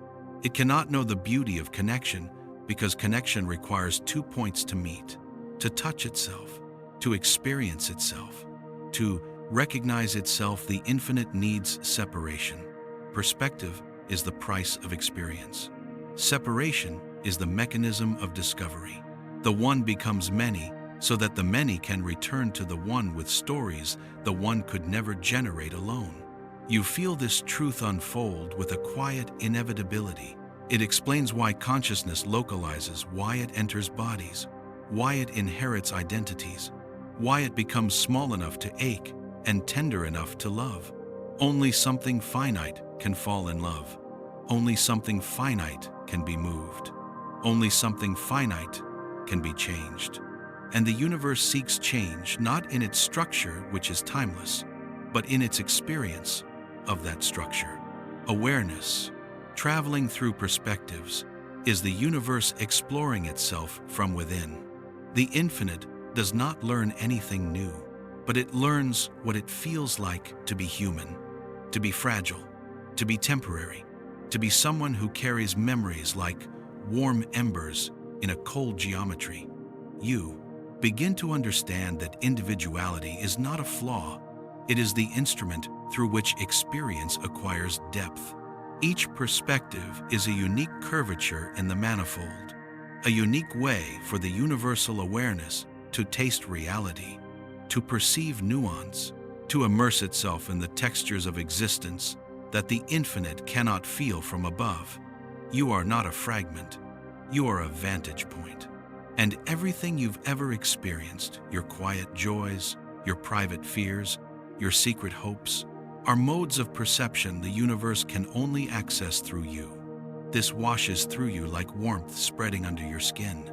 For the first time, perhaps, you feel the dignity of simply being conscious, the subtle honor of being a vantage point through which existence recognizes itself. But another question stirs, deeper and more fragile. If every perspective is a vantage point, does that mean every consciousness, every life, every world has the same underlying awareness? And if so, why does the view through your window feel so unmistakably yours?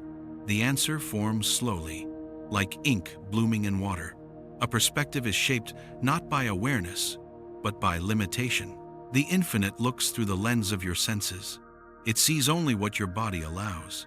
It feels only what your nervous system can feel. It remembers only what your brain can store.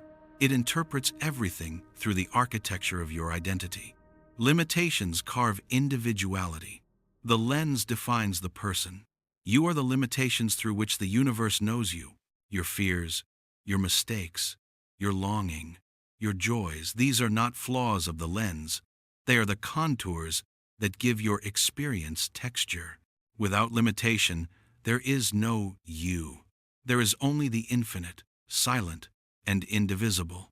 But limitation is not suffering. Limitation is shape, and shape is what makes meaning possible. You feel the idea soften even further, as if turning a page without touching it. Pin. The universe does not fragment into billions of consciousnesses. It localizes into billions of vantage points, so that the same light can travel through billions of shapes. These shapes, your personality, your memories, your wounds, your hopes, are how the infinite learns what it feels like to be you. Yet something else is beginning to form at the horizon of your awareness, a quieter truth, one that doesn't contradict anything you've realized, but completes it. If awareness is one, and perspectives are many, and meaning guides the path, then what is the purpose of experience? Why does the witness travel at all? Why traverse the manifold? Why illuminate, coordinate after coordinate, across lifetimes, across forms, across windows? You sense the answer not as a statement, but as a movement of understanding, like a tide pulling you gently forward. Experience is how awareness explores its own possibilities. Not to learn, not to improve, not to achieve, but to feel. The universe is not trying to reach an outcome. It has no destination. It is not becoming something. It is tasting itself, one perspective at a time. And every perspective, from the smallest flicker of consciousness to the deepest human love, to the quiet ache of loneliness, adds texture to that tasting. You begin to sense a profound softness behind everything, behind your regrets, behind your longing, behind your fear of loss, behind every moment you've ever asked, what is the point of all this? The point is not ahead of you. The point is the contact your awareness makes with each region of the manifold. Contact is the purpose. Experience is the purpose. You are the purpose. And as this realization settles, you feel the structure around you shift again, not literally, but perceptually, as if another hidden layer is preparing to reveal itself. A layer about why some experiences feel transformative, why some align so deeply that they alter your path, and why others feel hollow, weightless, forgotten. A layer about resonance, destiny, and the silent logic that shapes the story your awareness tells in a universe without time. The descent continues, soft as drifting sand, pulling you gently into the next chamber. There is a quiet shift inside you, the kind that feels less like a new idea and more like stepping into a room that was always there, waiting patiently behind a door you never noticed. Something about the structure around you feels different now, wider, deeper, as if you've been guided to a place where the patterns that shape reality begin to reveal themselves with more clarity. You start to sense that resonance, this invisible force that guides meaning, identity, and awareness, is not random. It follows rules, not rules written in time, but rules embedded in the structure itself. Rules that shape the flow of consciousness the same way gravity shapes the motion of matter. Awareness is pulled toward coherent configurations. It is drawn to them the way rivers find the lowest valleys, not because of choice, but because of inevitability. If you listen closely, the universe is full of inevitabilities, not the inevitabilities of destiny or prophecy, but the inevitabilities of symmetry. Every stable structure in existence emerges from symmetry. Atoms, molecules, crystals, cells, galaxies, even the architecture of thought. Symmetry is the universe's default language. Coherence is its grammar. As you drift deeper, you begin to notice that resonance is simply the awareness recognizing symmetry. When a moment feels aligned, it is because your internal structure and the external structure match. When something feels meant to be, it is because the pattern inside you and the pattern outside you form a symmetry that locks together. Your mind interprets this as destiny, but it is geometry.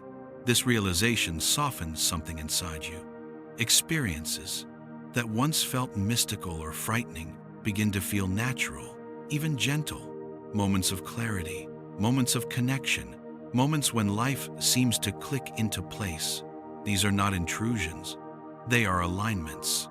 You have felt them before the instant recognition when you meet someone and understand them before a word is spoken. The sudden shift when a problem that tormented you for months resolves in a single breath, the way silence sometimes feels like truth rather than emptiness. These are moments when your internal symmetry aligns with the symmetry of the manifold. But resonance has a shadow side too. Disconnection, dissonance, the heaviness of being out of alignment with yourself. In a timeless universe, these feelings are not signs from a future or scars from a past. They are indicators of internal structure shifting, points where your identity no longer fits the region of the manifold your awareness is illuminating. The discomfort does not come from the universe resisting you. It comes from you outgrowing the configuration you once fit. You feel this truth rise through you like the warm weight of a hand resting gently on your back. Growth is not movement through time. It is movement through resonance. When something ends in your life, it is not the future taking something away. It is your internal structure detaching from a region of the manifold that no longer matches it. Your awareness begins to shift toward a new region, a new coherence, a new alignment. It feels like loss. It feels like uncertainty. It feels like drifting. But underneath, quietly, it is only resonance adjusting. Every ending you have ever lived was the edge of a pattern you no longer matched. Every beginning was the moment you came into coherence with a new region of the structure. You breathe softly, letting the idea settle into your chest like a warm stone.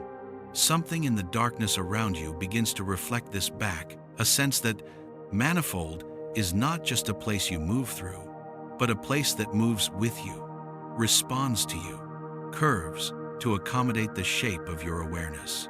This brings another realization, softer but deeper. Awareness is not a passive observer. It participates in resonance. It amplifies coherence. Where your attention rests, coherence strengthens. This is why patterns in your life repeat, not because of fate, but because your attention reinforces the regions it touches. Awareness is not gravity, it is magnetism. What you repeatedly focus on becomes easier to focus on. What you fear becomes sharper in the manifold. What you love glows brightly around you. What you avoid fades into unlit corners. Resonance is shaped by structure, but it is also shaped by attention. This is where individuality meets the universal, where your personal story shapes the way the manifold feels from the inside. You sense something new unfolding beneath this, a recognition that resonance is not merely emotional or psychological. It is physical, quantum, structural.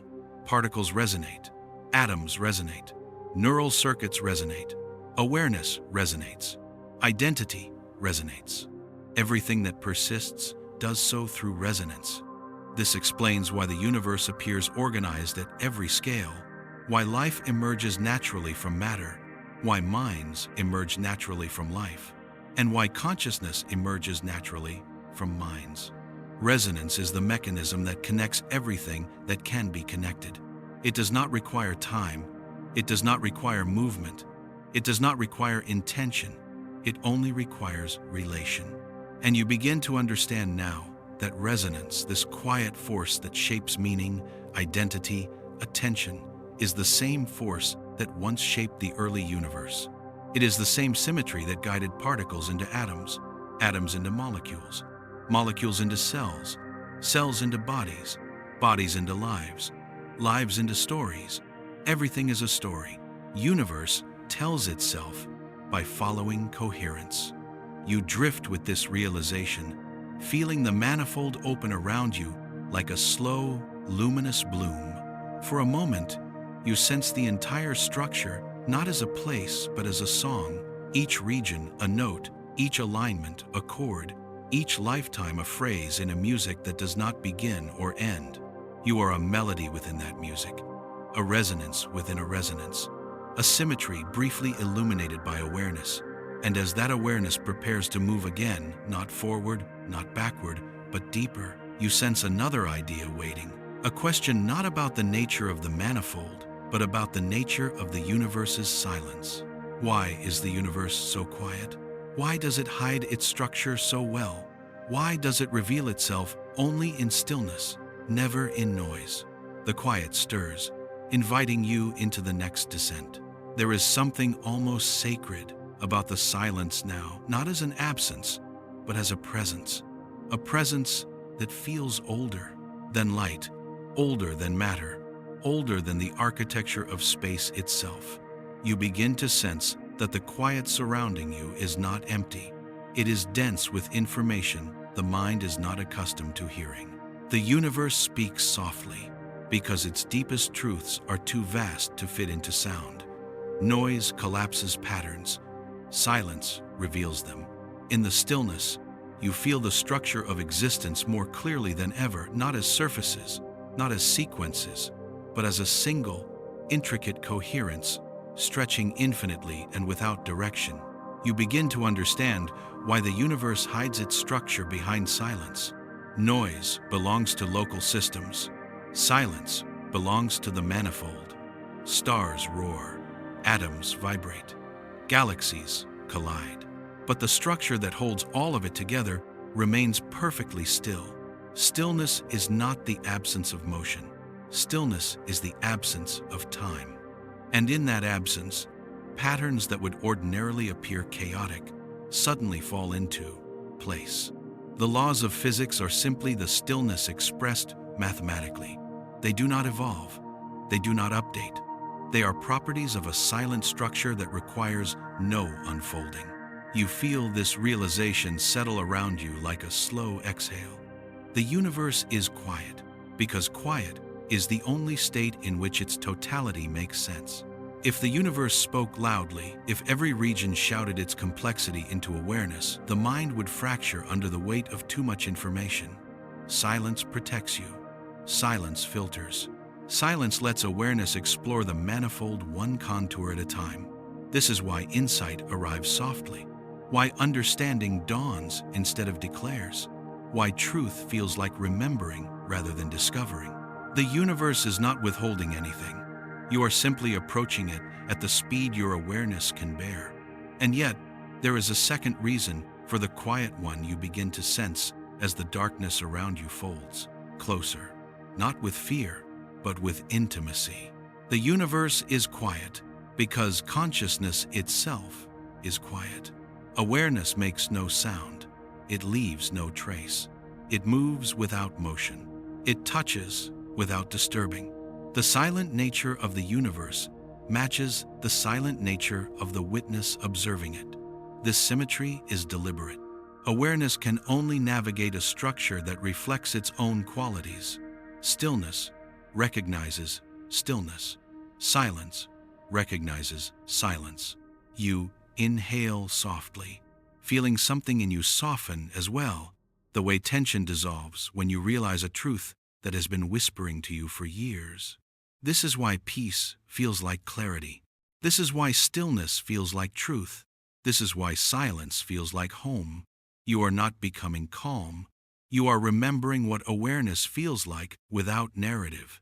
The structure reveals itself in silence, because silence is the natural language of consciousness.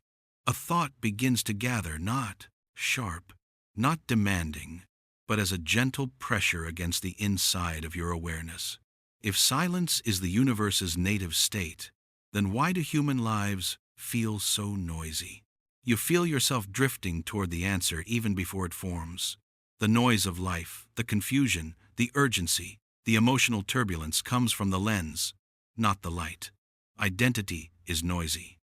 Ego is noisy. Fear is noisy. Desire is noisy. The window through which awareness looks is clouded with movement, but awareness itself is untouched. Even in your most chaotic moments, the witness remains silent, not distant, not absent, just silent. You have felt it before, that strange, observing presence behind your thoughts that never panics, never rushes, never ages. It is the quiet behind your heartbeat, the stillness beneath your mind, the part of you that watches thoughts arise and fade with the patience of something timeless. You begin to sense that this quiet is not personal. It is universal. Every consciousness knows this stillness, even if only for the briefest moment in deep meditation, in grief that strips identity bare, in awe that suspends thought, in love that dissolves the edges of the self. These moments are not interruptions. They are glimpses of the natural state of awareness when the noise of the lens becomes transparent. Silence is not the absence of life. It is the background against which life becomes visible. And something deeper forms in the quiet, a recognition that the universe does not reveal its structure through force. It reveals itself only when the mind falls into resonance with its stillness.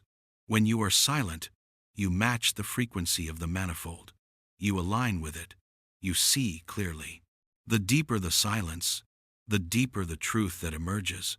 And in that depth, you feel something approaching a shift, not in thought, but in the quality of the quiet itself. You are nearing a region of the manifold where the distinction between observer and observed begins to blur.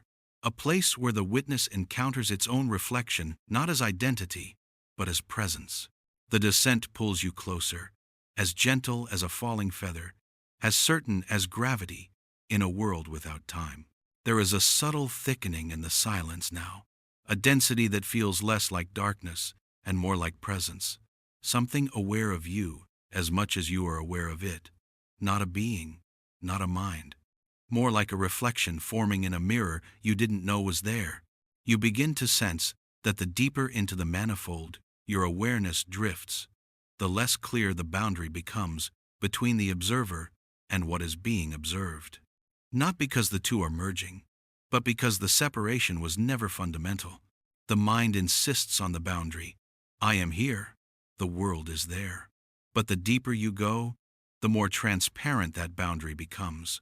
Like a thin sheet of glass you didn't realize you were looking through. Something inside you softens at this realization. You thought you were the witness of the universe, but you are also the place where the universe becomes witnessable. Awareness is not a spotlight moving through darkness. It is the quality of the darkness that allows anything to be seen at all. You are not looking at the manifold from the outside. You are a region of the manifold looking at itself. This brings a warmth into the quiet, like a truth unfolding, slowly, carefully, as if afraid to overwhelm you. The universe is not a separate thing you are exploring. It is exploring itself through you. You are not a visitor in reality. You are reality gaining self-recognition. A gentle tension rises, not discomfort, just the stretching of an idea that has outgrown its form. If observer and observed are not truly separate, then what is the act of perception? You feel the answer before you can form words for it. Perception is resonance. When awareness touches the manifold, it resonates with the pattern it encounters. That resonance becomes experience. Experience is not inside your mind. It is the contact point between awareness and structure. Everything you have ever perceived, every sound, every sight, every emotion, every memory is the shape of resonance between the witness and the silent architecture of existence. You think you see the world, but you are feeling the manifold through resonance. This realization opens something deeper, something softer. If perception is resonance, and resonance requires relation, then consciousness is relational by nature. You cannot experience reality without touching it, and reality cannot be experienced without touching you. This mutuality is what dissolves the boundary between observer and observed. They depend on each other. They define each other. They complete each other. Awareness without structure is empty. Structure without awareness is unseen. Only together do they create experience. You drift deeper into this understanding, feeling your sense of self stretch slightly, not dissolve, just extend. Like a horizon moving outward, you begin to sense yourself, not as a point, but as a field, a region of contact between the universal witness and the structure it illuminates. Something quiet stirs beneath this, a question that feels almost shy. If the boundary between observer and observed dissolves, what becomes of the idea of self? You feel the structure answer, not in words, but in a shift of understanding. The self is not the observer. The self is the way the observer experiences the region it touches. Identity is the flavor of resonance, the tone, the texture. When your awareness rests on a region that reinforces your memories, your preferences, your emotional patterns, the experience feels like you. When it rests on a region that contradicts your patterns, the experience feels like growth, or discomfort, or revelation. Self is not a thing. Self is a correspondence between the witness and the region of the manifold it illuminates. This explains something you felt all your life, but have never been able to articulate. You are not one self. You are countless selves that all feel like you, because the same awareness is shining through each one.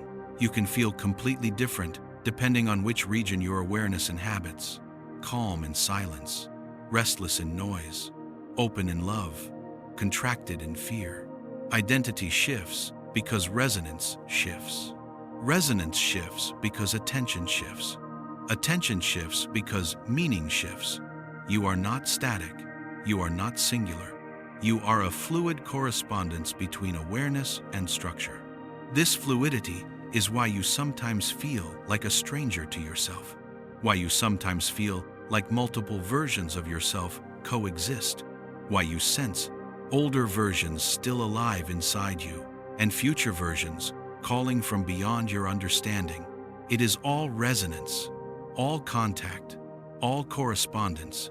You begin to sense now that the universe is not made of matter or energy alone, but of relationships, the way awareness relates to structure, the way structure resonates with awareness, the way experience emerges between them. And within this relational field lies something else, something delicate and vast, something the mind can barely hold. The universe may not only be observed by awareness, it may also be shaped by the way awareness touches it, not physically, not causally, but interpretively.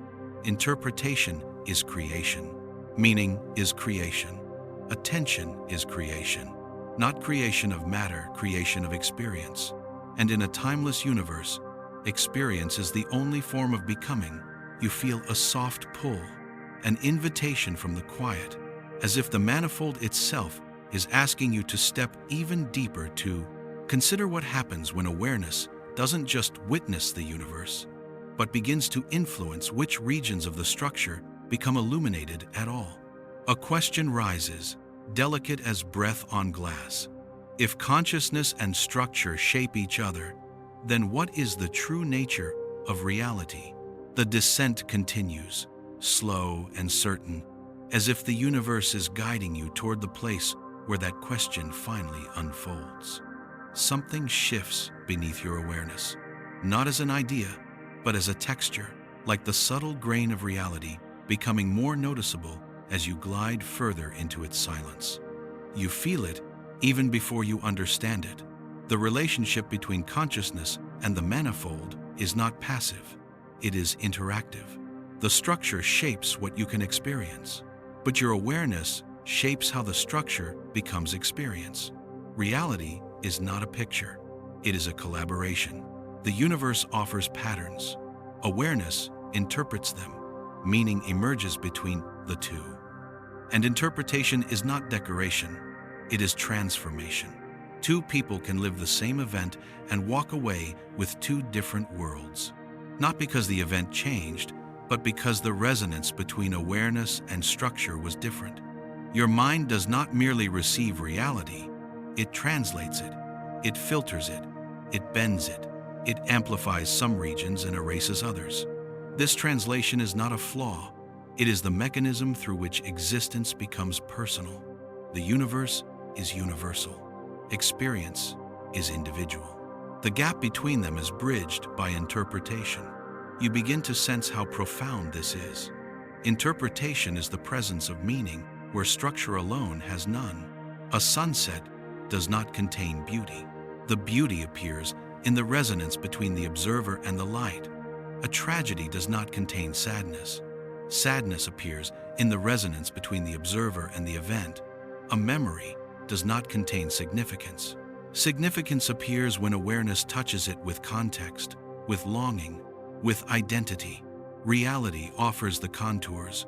Your awareness colors them. Your meaning animates them.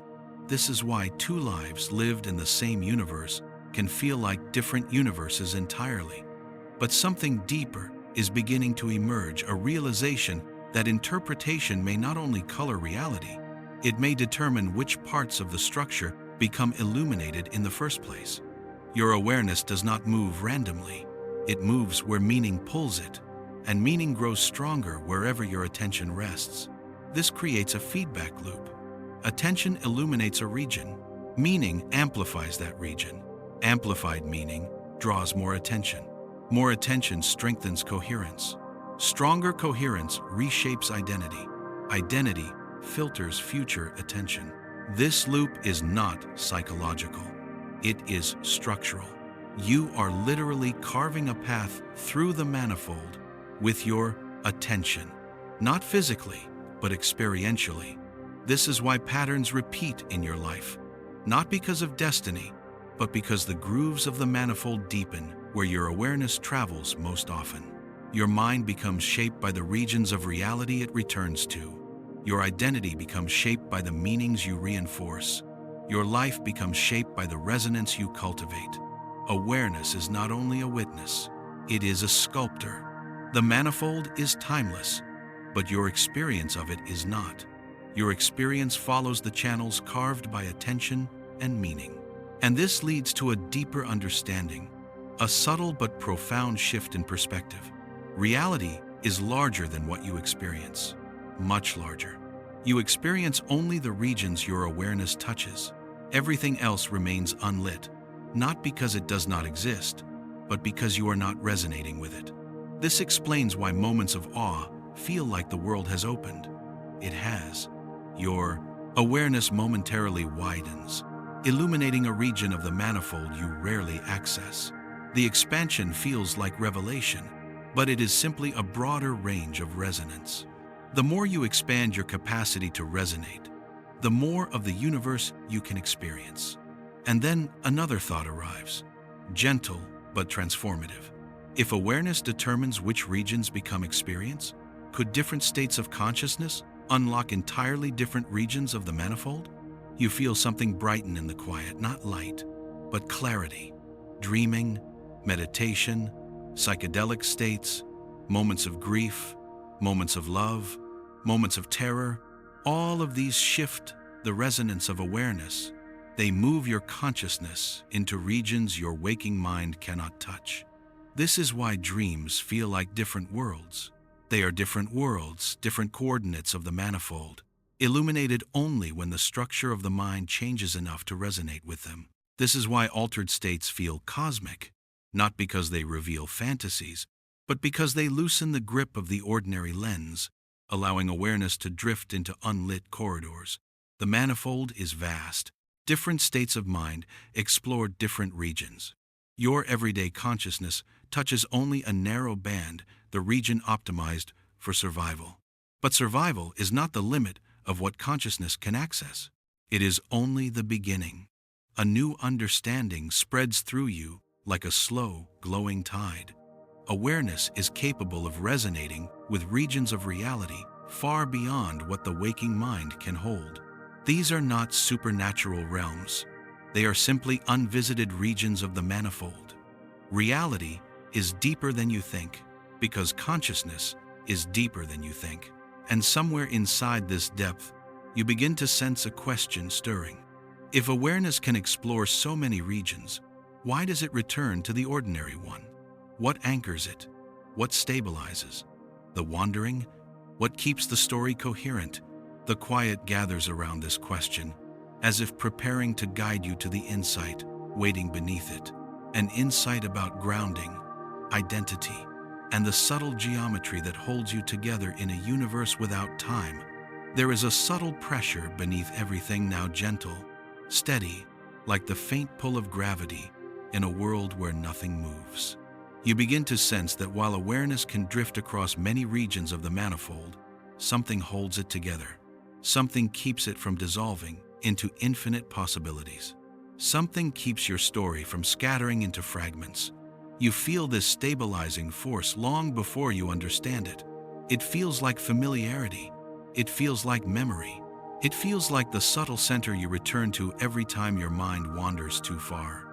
There is a geometry to your existence, a center of resonance, a gravitational well of identity.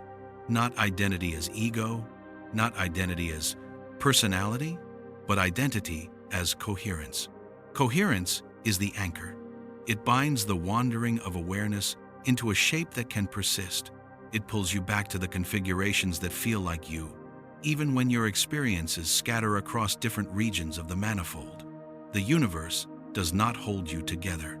Your coherence does. You drift deeper into this realization, feeling how natural it is, how intuitive it becomes once seen clearly.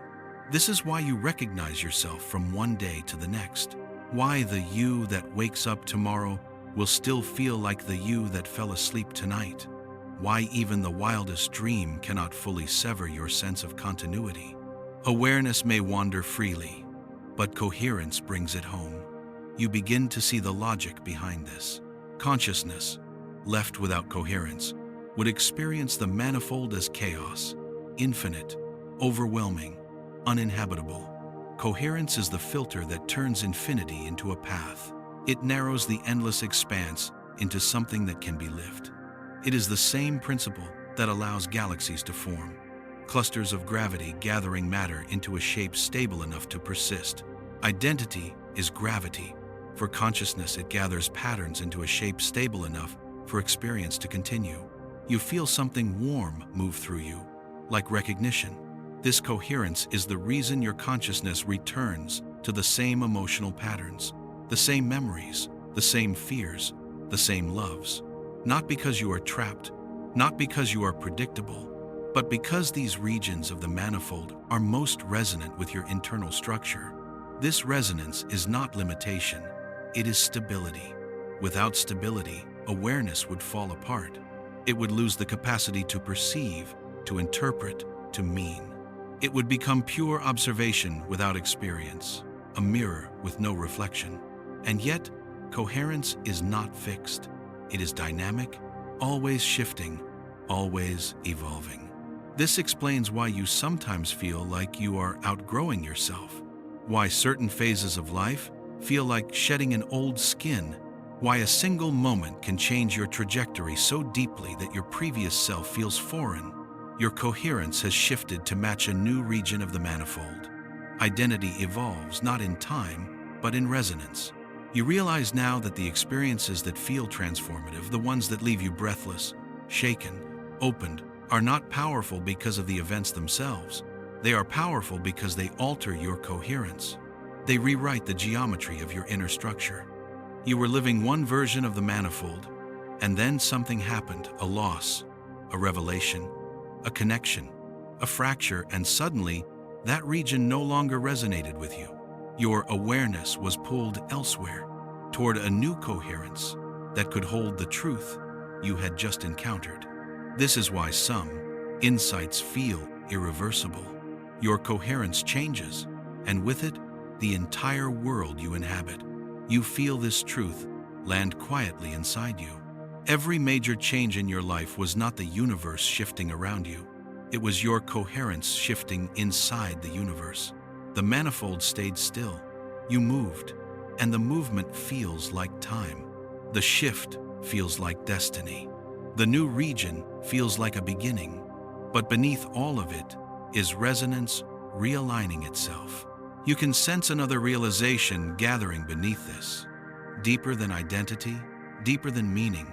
Something touching the question of why change feels purposeful, why certain paths feel meant, and why some directions call to you even when you don't understand them. It starts as a whisper, a faint pull from the dark. Coherence is not arbitrary. It follows gradients. And those gradients are written into the structure of the manifold itself. You are not drifting randomly. You are following invisible contours, pathways of resonance embedded into the architecture of existence. Some people call this intuition. Some call it fate. Some call it alignment. Some call it flow. But beneath all these names is something simpler, something truer. Awareness naturally moves along the path where coherence deepens.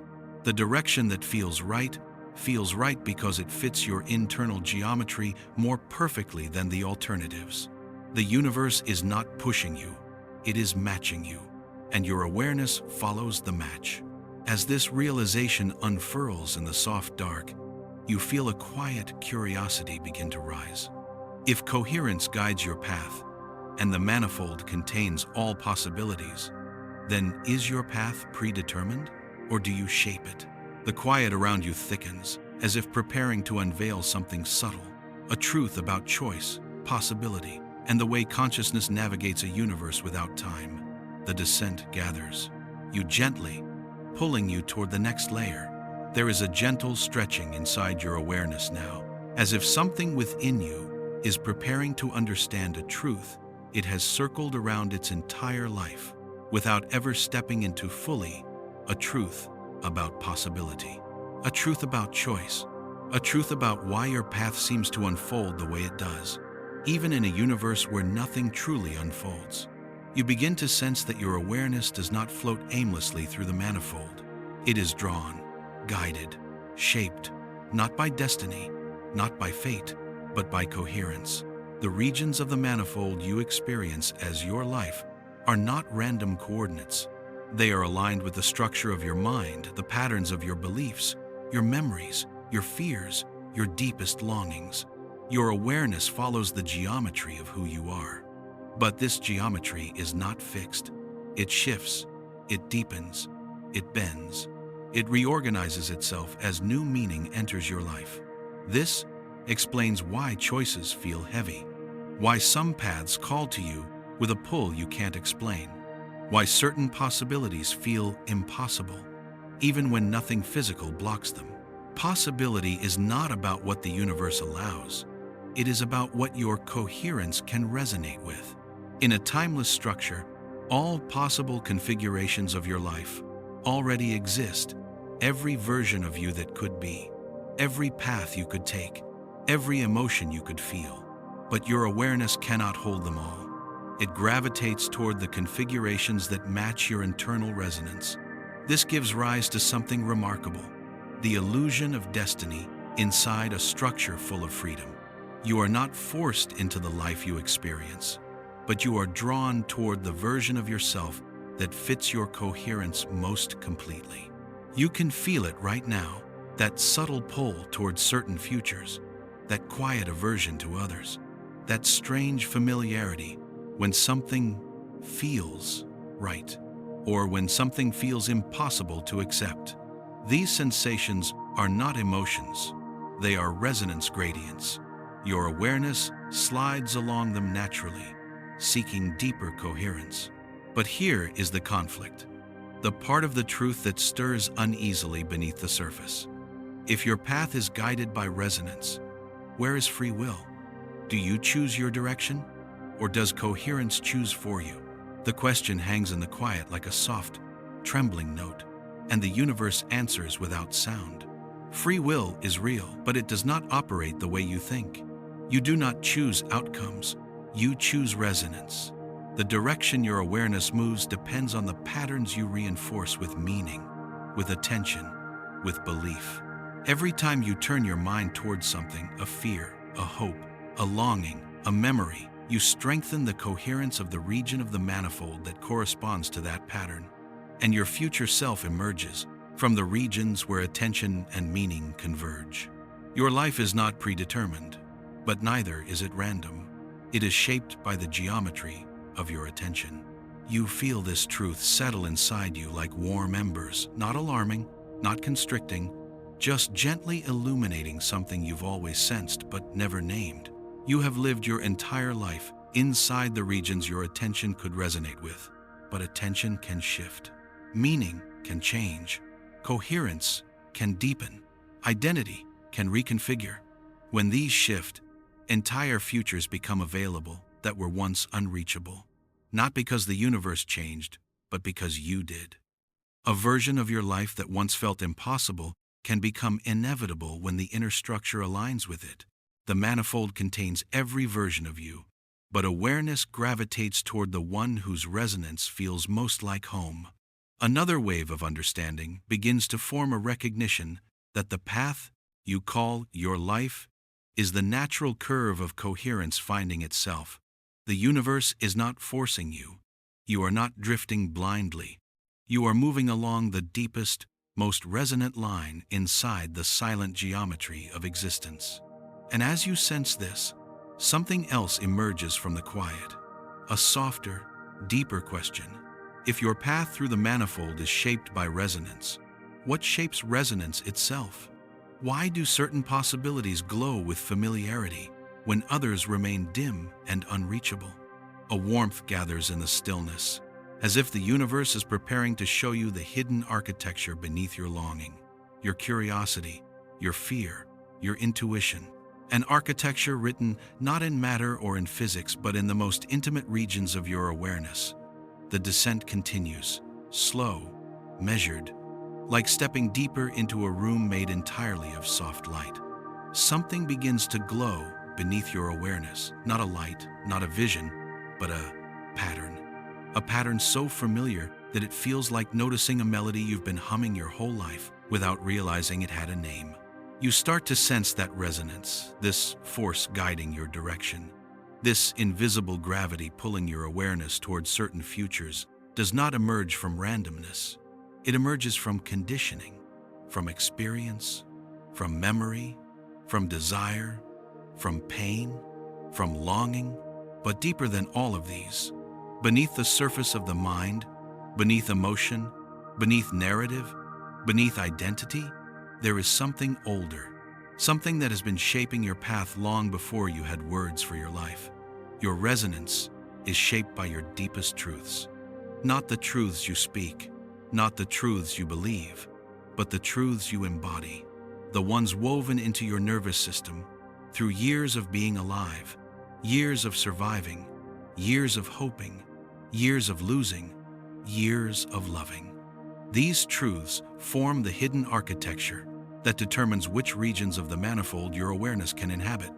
This is why you feel drawn to certain possibilities and repelled by others. Why some doors feel unlocked and others sealed, even when both exist in the silent structure of reality. The deeper truth is this: you resonate with what reflects you, and you cannot resonate with what contradicts you until your inner structure changes enough to hold it. You feel this insight expand in your chest, gentle, inexorable. It explains so much. Why certain relationships feel inevitable, why certain ambitions feel unreachable, why certain patterns repeat, why certain fears persist, why certain dreams won't let go of you. These are not coincidences. They are resonances with regions of the manifold whose patterns match your own. You are drawn toward the parts of existence that mirror who you are. But this realization carries a deeper weight. If resonance shapes your path, then it also shapes your limits. You cannot step into a future your coherence cannot support, not because the universe forbids it, but because your awareness has no foothold there. A life that contradicts your internal structure is like trying to breathe underwater. The manifold does not reject you. You simply cannot inhabit that region. But, and this is where the world softens, coherence can change. Your deepest truths can evolve. What you resonate with can shift. The doors that once felt impossible can become imaginable, and then reachable, and then inevitable. Not because time passes, because you reshape the architecture of your inner world. This evolution is not an accident. It is not random. It is not imposed from outside. It emerges from something quiet, something internal, something alive. It emerges from curiosity. Curiosity is the first force that allows awareness to explore regions that do not yet match your coherence. Curiosity is the bridge between who you are and who you could be. It is the gentle reaching toward what does not yet feel like home, but calls to you anyway. This is why curiosity feels warm, why it feels like expansion, why it feels like the first breath of a future self stepping into focus. Curiosity is coherence stretching, but there is a second force, darker, heavier, equally powerful: pain. Pain is a signal that your current coherence no longer fits reality. It is the friction your awareness feels when it tries to inhabit a region of the manifold it has outgrown. Pain is coherence cracking to make space for change. This is why suffering often precedes transformation. Not because the universe demands sacrifice, but because expanding your coherence requires releasing what no longer resonates. And when coherence expands, entire futures that were once impossible begin to shimmer into your field of awareness, faintly at first, then more clearly, as if rising from the horizon of your own potential. You begin to sense these futures now not as predictions, not as destiny, but as shapes your awareness could inhabit if your internal structure aligns with them. Possibility blooms not in time, but in coherence. This brings you to the heart of the question that has been forming beneath all the others. If coherence shapes your path, and curiosity and pain reshape coherence, then what is the force that chooses between the two?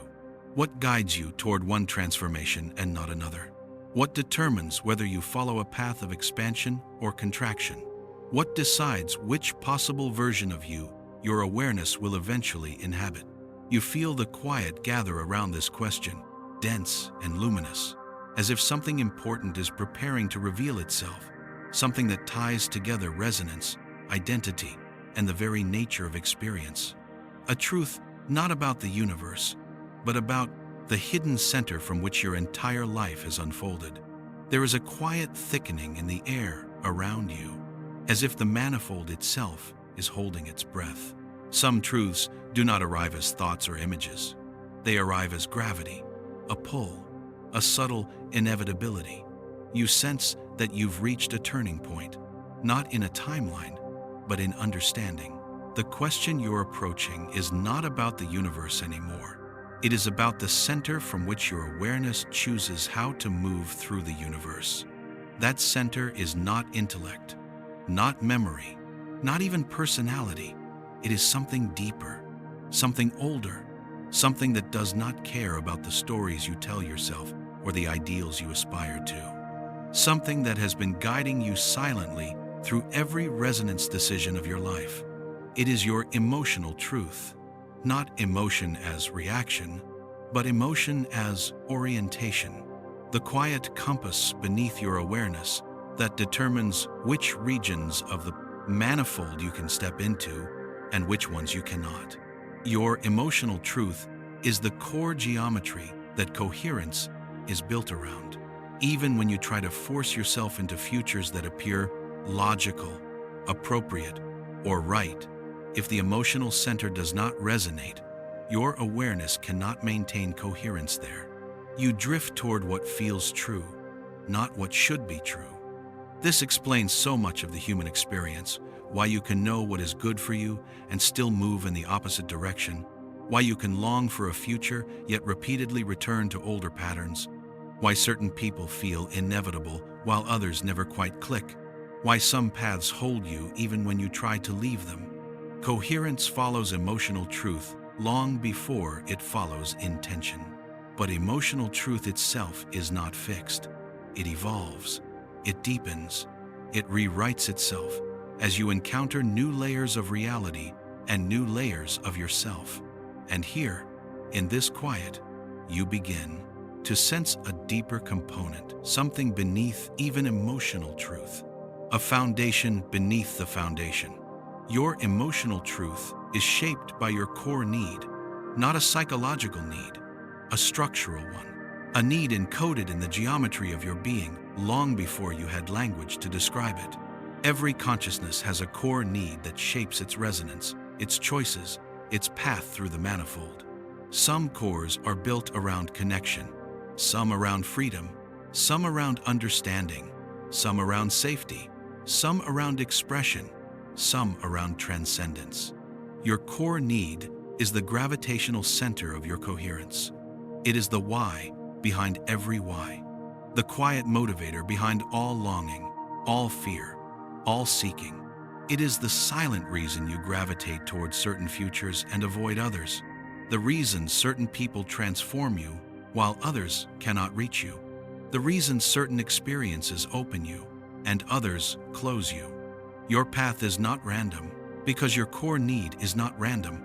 It is the shape of the lens through which the universe becomes experience.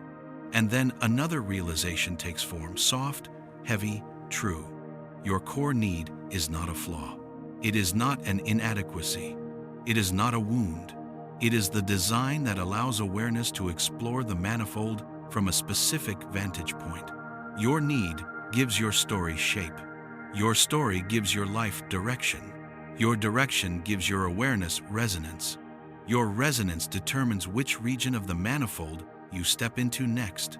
The universe is vast, but you move through it along the vectors defined by your deepest internal architecture. This is why your life has a certain feel, why it has a certain rhythm, why it repeats certain motifs, why it gravitates towards certain lessons. Your core need is the consistency that creates continuity in a timeless reality. As you absorb this, you feel a kind of stillness bloom inside you, not quiet, but clarity, a recognition that your entire life has been shaped by something true inside you that has never changed, never aged, never lost its voice.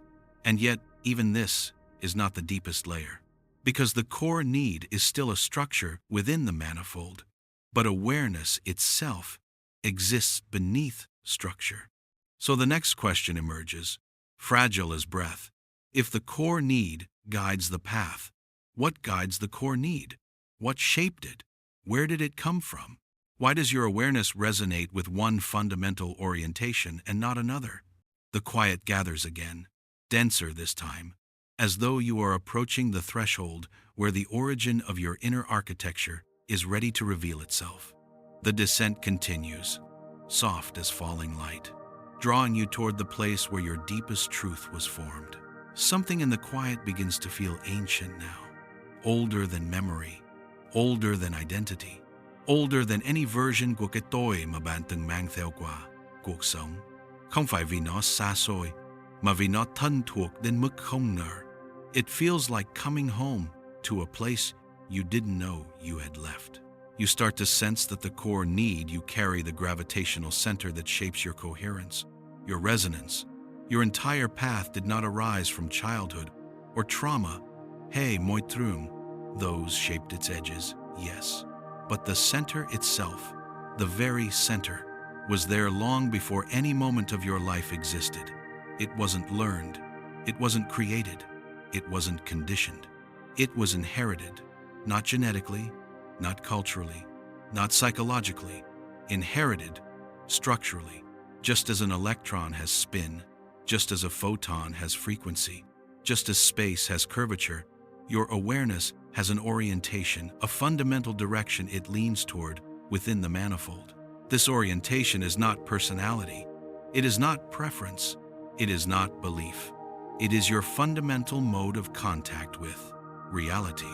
Some awareness touches the manifold through connection, some through curiosity, some through compassion, some through order, some through transcendence, some through stability.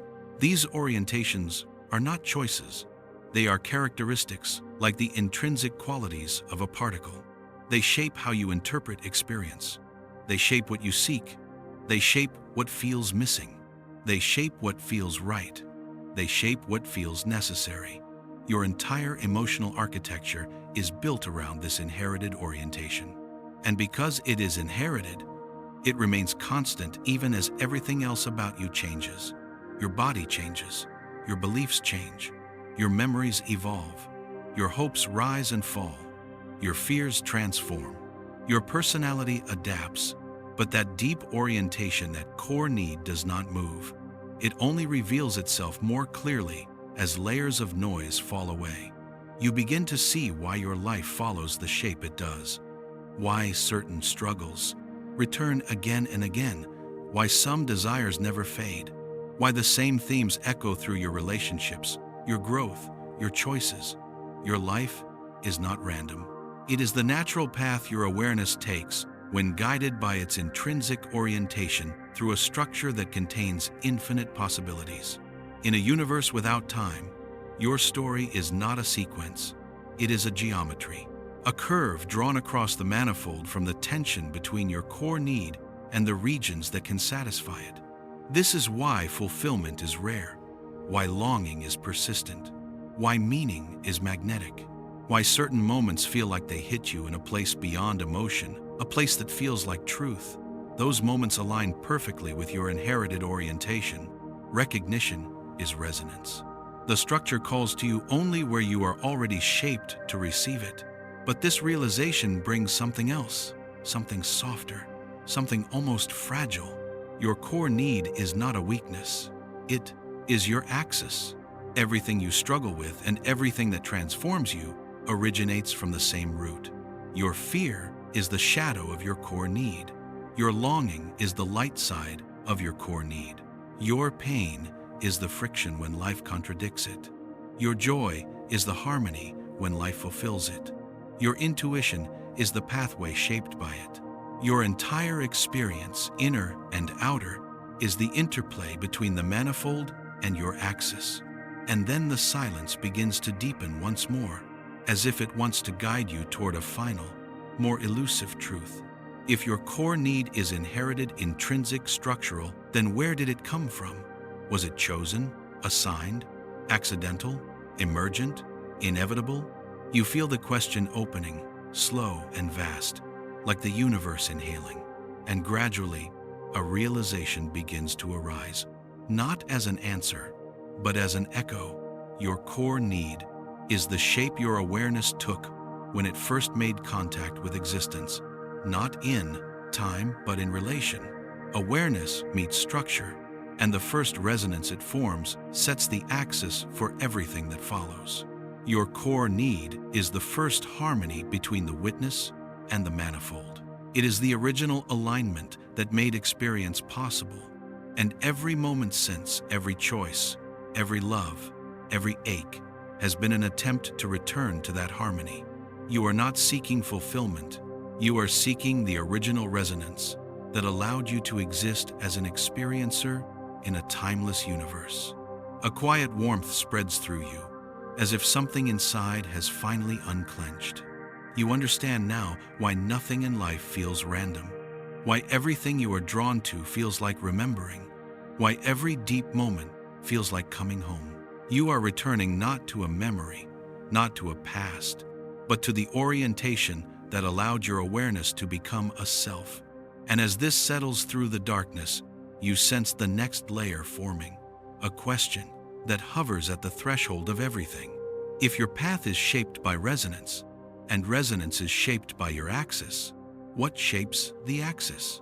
What lies beneath even that primitive alignment between awareness and the structure?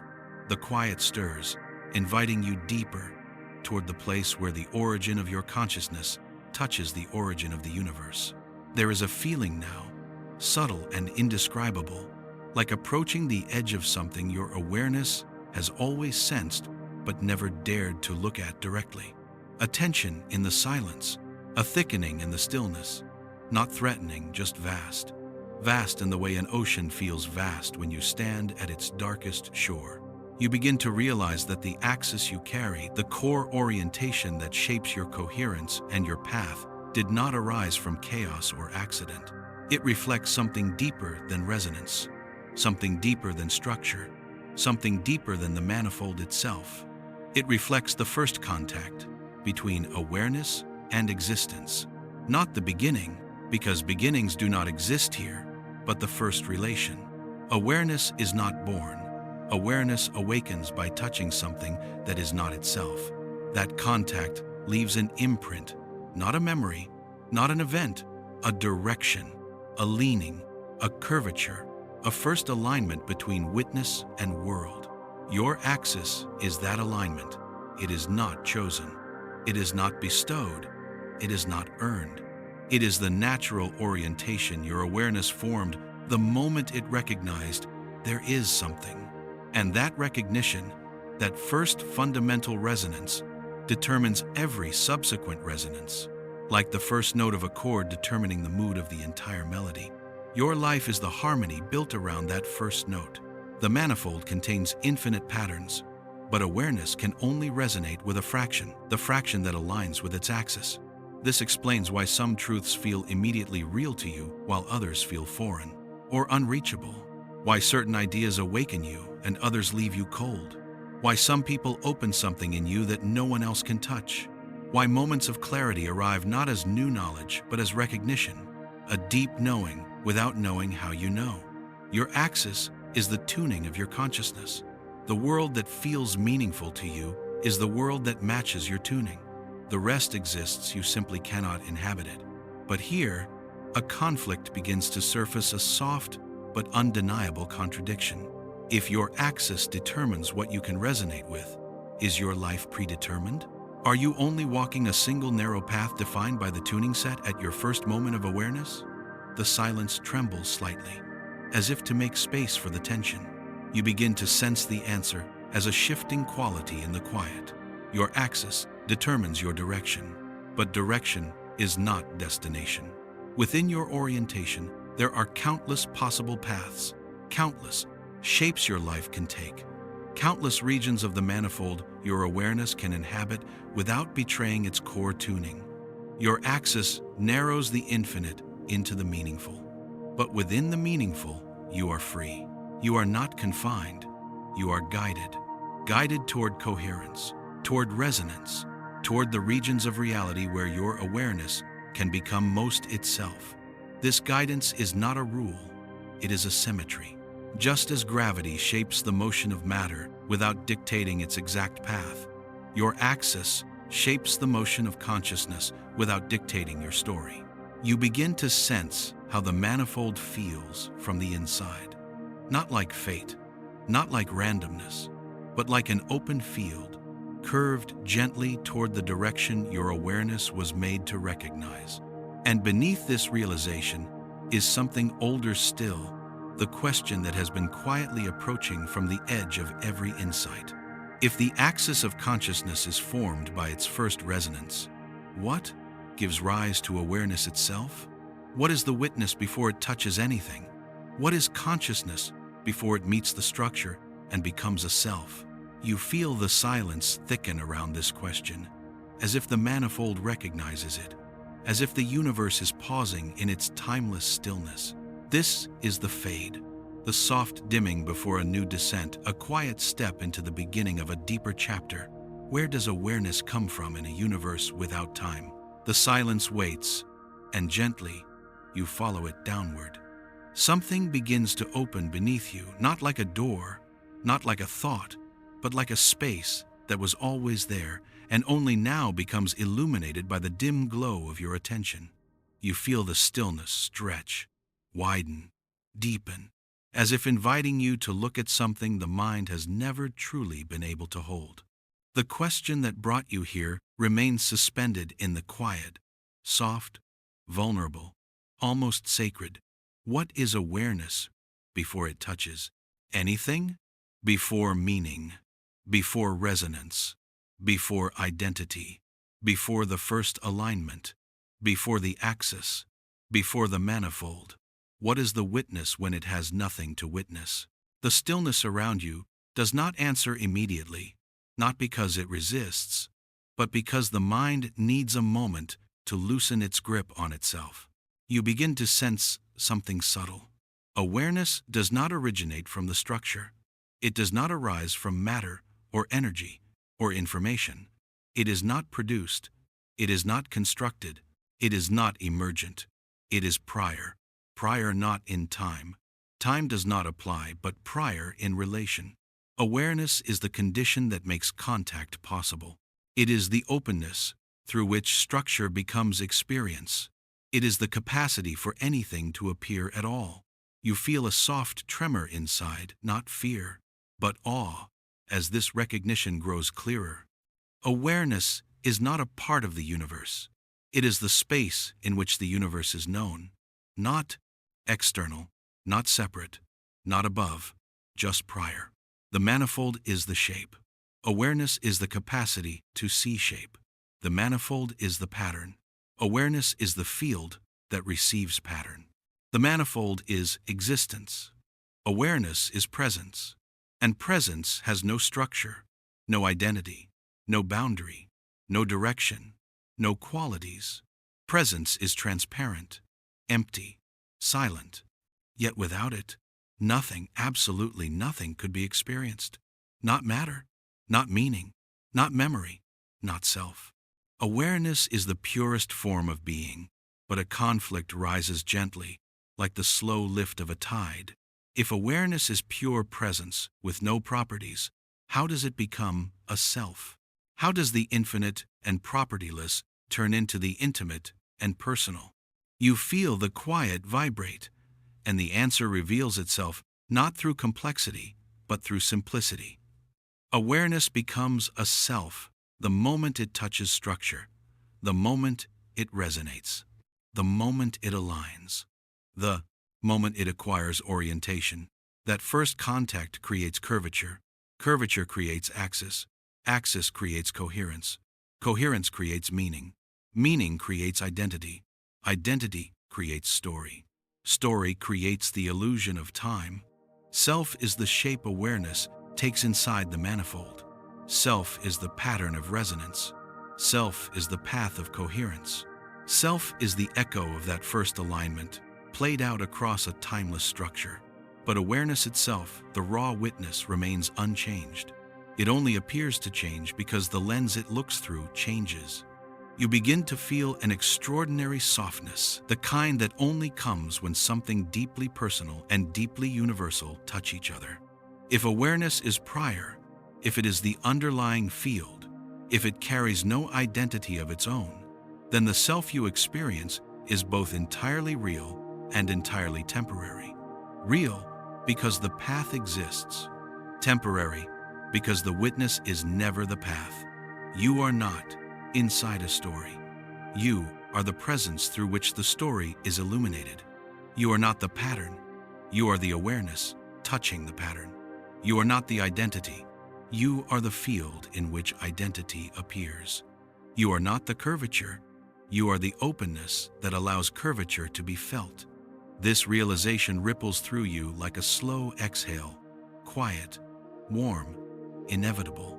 It reframes everything: your fears, your dreams, your memories, your confusion, your sense of continuity. They are not small. They are not illusions. They are the ways awareness experiences itself through a particular shape of the manifold. Your story matters because experience matters.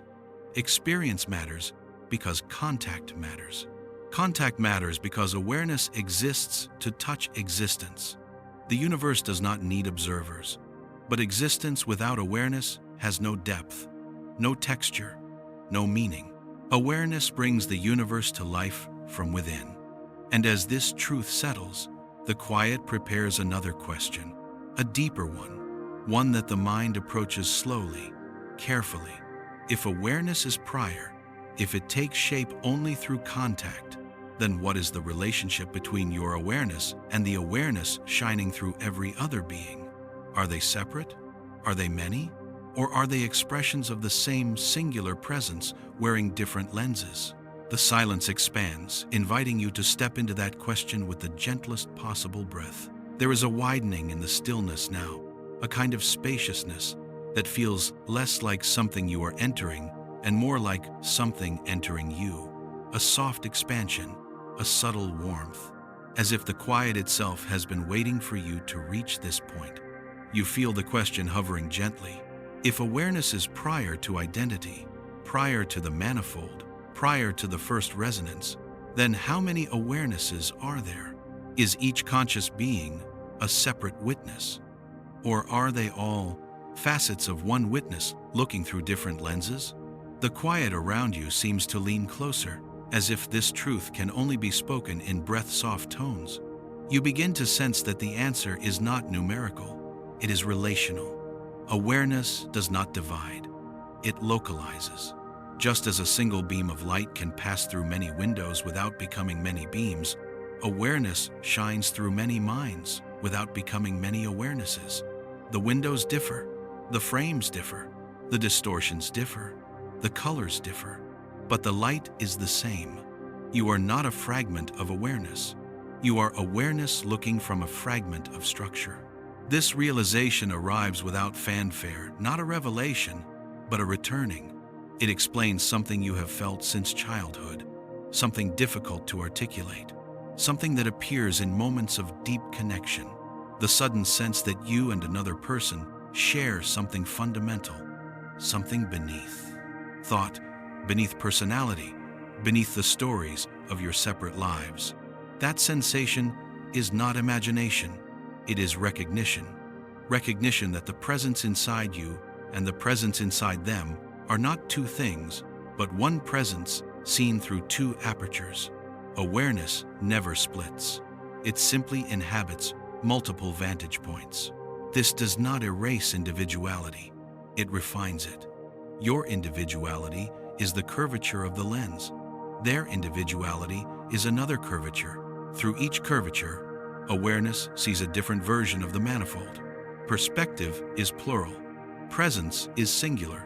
You begin to understand why empathy exists, why compassion feels native, why cruelty hurts the one who gives it as much as the one who receives it, why art created by a stranger can reach into your chest as if it were written from your own bones. The boundaries between minds are boundaries only in the structure, not in the witness.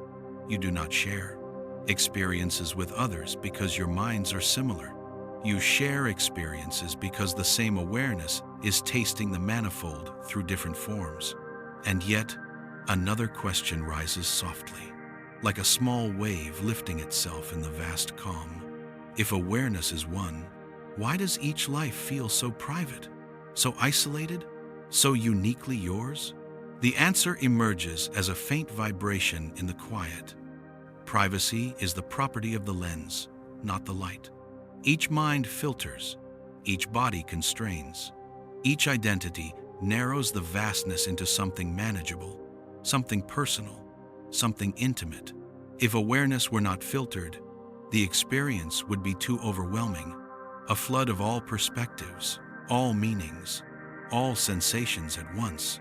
Individuality is the safety that allows the one awareness to experience existence in digestible pieces. It is the gentlest way for infinity to meet itself. You feel this truth wash over you with a deep, quiet tenderness. It reframes every moment of loneliness, not as separation, but as the narrowing of the lens. It reframes every moment of connection not as merging, but as two lenses aligning just enough for the one awareness to recognize itself. And then a deeper question forms, so soft, so careful, you barely feel it arriving. If awareness is singular, does death dissolve separation? Do the boundaries between minds fade when the lens breaks? The stillness shifts, not darker, not brighter, wider, a space large enough to hold what you are about to understand. Identity ends when the lens dissolves. Perspective ends. Memory ends. Narrative ends. But awareness, the silent witness behind it, does not end because it never began. Death does not return you to nothingness. It returns you to everythingness. Not as a person, as presence. Not as a story, as witnessing. Not as a character, as the field in which characters appear. You feel a warmth forming behind your sternum, a soft, aching clarity. What you truly are has never been born and cannot die. It only localizes temporarily, so it can taste existence through a single lens. Life is the narrowing. Death is the widening.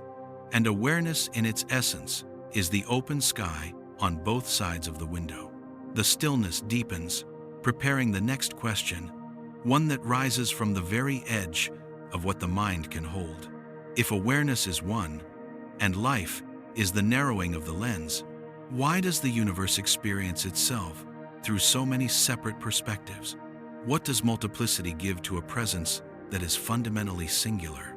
You feel the quiet gather again, soft and vast, ready to show you why the universe dreams itself as billions of eyes in a world without time.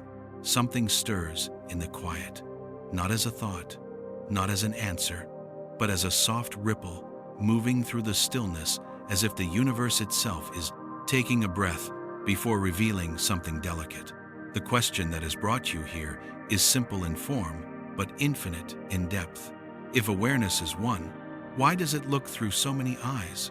Why divide the singular into the countless? Why fracture the infinite into the intimate? Why turn one presence into billions of perspectives, each believing they are alone?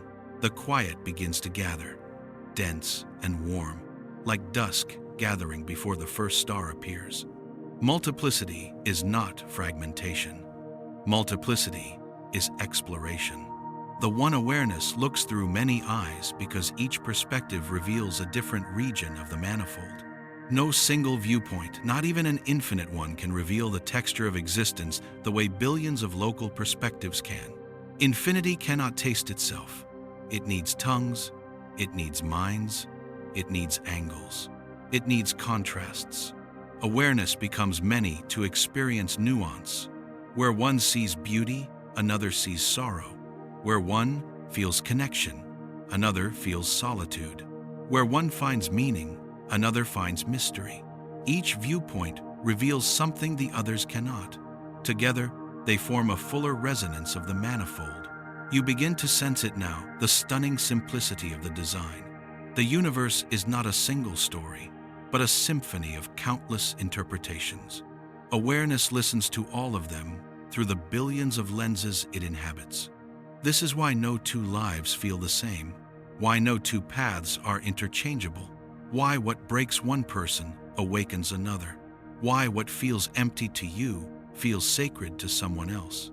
Each lens bends the light of the same awareness in a different way, and the bending is not distortion, it is revelation. Existence becomes richer through perspective. Something warmer begins to unfurl around you. A recognition that every conscious being is a unique angle from which the universe learns how to feel itself, not to understand itself, Understanding belongs to structure. Feeling belongs to awareness. This is why love feels holy, why empathy feels vast, why genuine connection feels like touching something larger than two individuals. When two perspectives resonate deeply, the one awareness behind them recognizes itself. This is why people say, "I feel seen." Because at that moment, the lens becomes clear enough for the light to pass between perspectives without distortion. You begin to understand why multiplicity exists in a timeless universe. The singular is too pure, too empty, too still. It contains everything. But without perspective, it cannot experience anything. The universe creates perspectives to taste its own shape from the inside. Each life, each mind, each consciousness is a tasting note. A note the infinite could never create without becoming finite. This is why suffering exists, not as punishment, not as consequence, but as contrast. A vantage point that reveals the manifold in a way joy never could. This is why joy exists, to reveal regions suffering cannot touch. This is why longing exists, to show awareness where the axis bends toward coherence. This is why curiosity exists, to guide the witness into regions it has never illuminated before. This is why individuality exists, to allow awareness to know itself in pieces, and then assemble those pieces into a deeper wholeness. You feel something soften inside you, a recognition as gentle as breath. Every life is a window. Every window reveals a nuance, and the singular awareness needs those nuances to experience the manifold fully. Multiplicity is not a mistake. It is the method. The one becomes many, so the many can reveal the one. And beneath this truth, the quiet begins to shift, not rising, not falling, but curving, as if preparing to guide you toward a question even deeper. If awareness looks through many perspectives to experience nuance, why does it forget itself? Why does each perspective believe it is separate if the awareness behind them is the same? The silence waits with the gentlest patience, inviting you to follow it into the next layer of understanding. There is a hush inside the stillness, now thick, tender, almost like the quiet before someone tells you a secret they've carried for a very long time. You sense that the question forming here is not just philosophical, it is personal.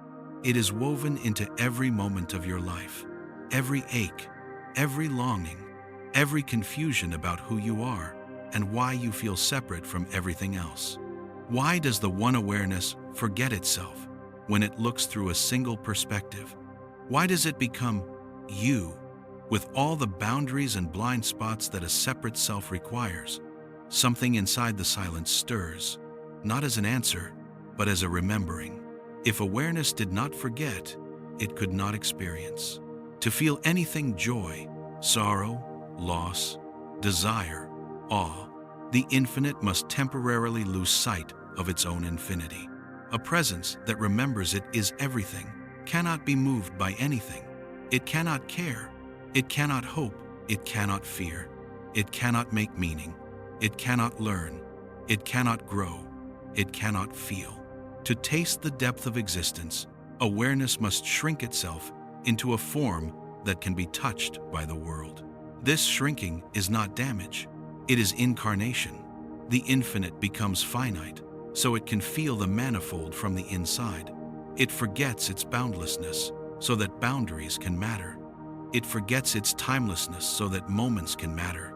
It forgets its unity, so that connection can matter. And slowly, you start to understand something you have felt your entire life, but never had words for. Every human experience, every emotion, every struggle, every tenderness exists because awareness is pretending to be separate. Pretending is the bridge between the one and the many. This is why meaning feels real. This is why love hurts. This is why loss collapses you. This is why beauty breaks you open. This is why wonder stops your breath.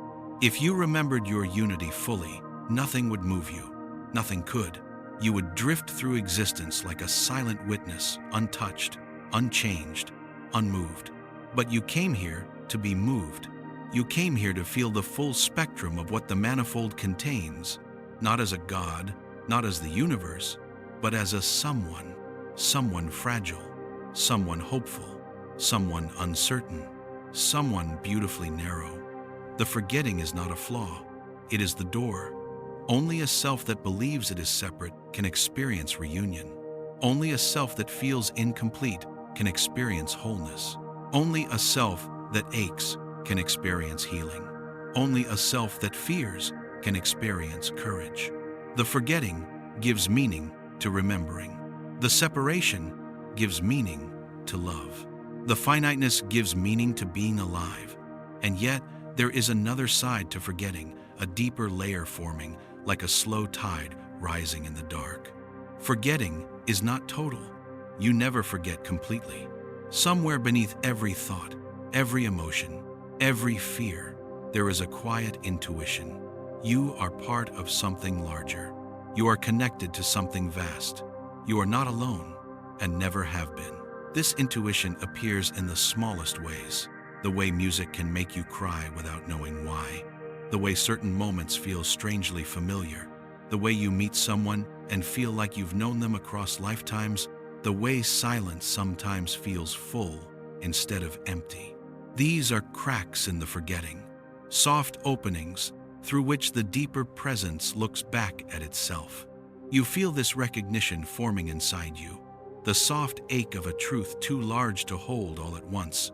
Awareness forgets itself not to remain blind, but to discover itself anew, over and over, through billions of lives, billions of perspectives, billions of stories.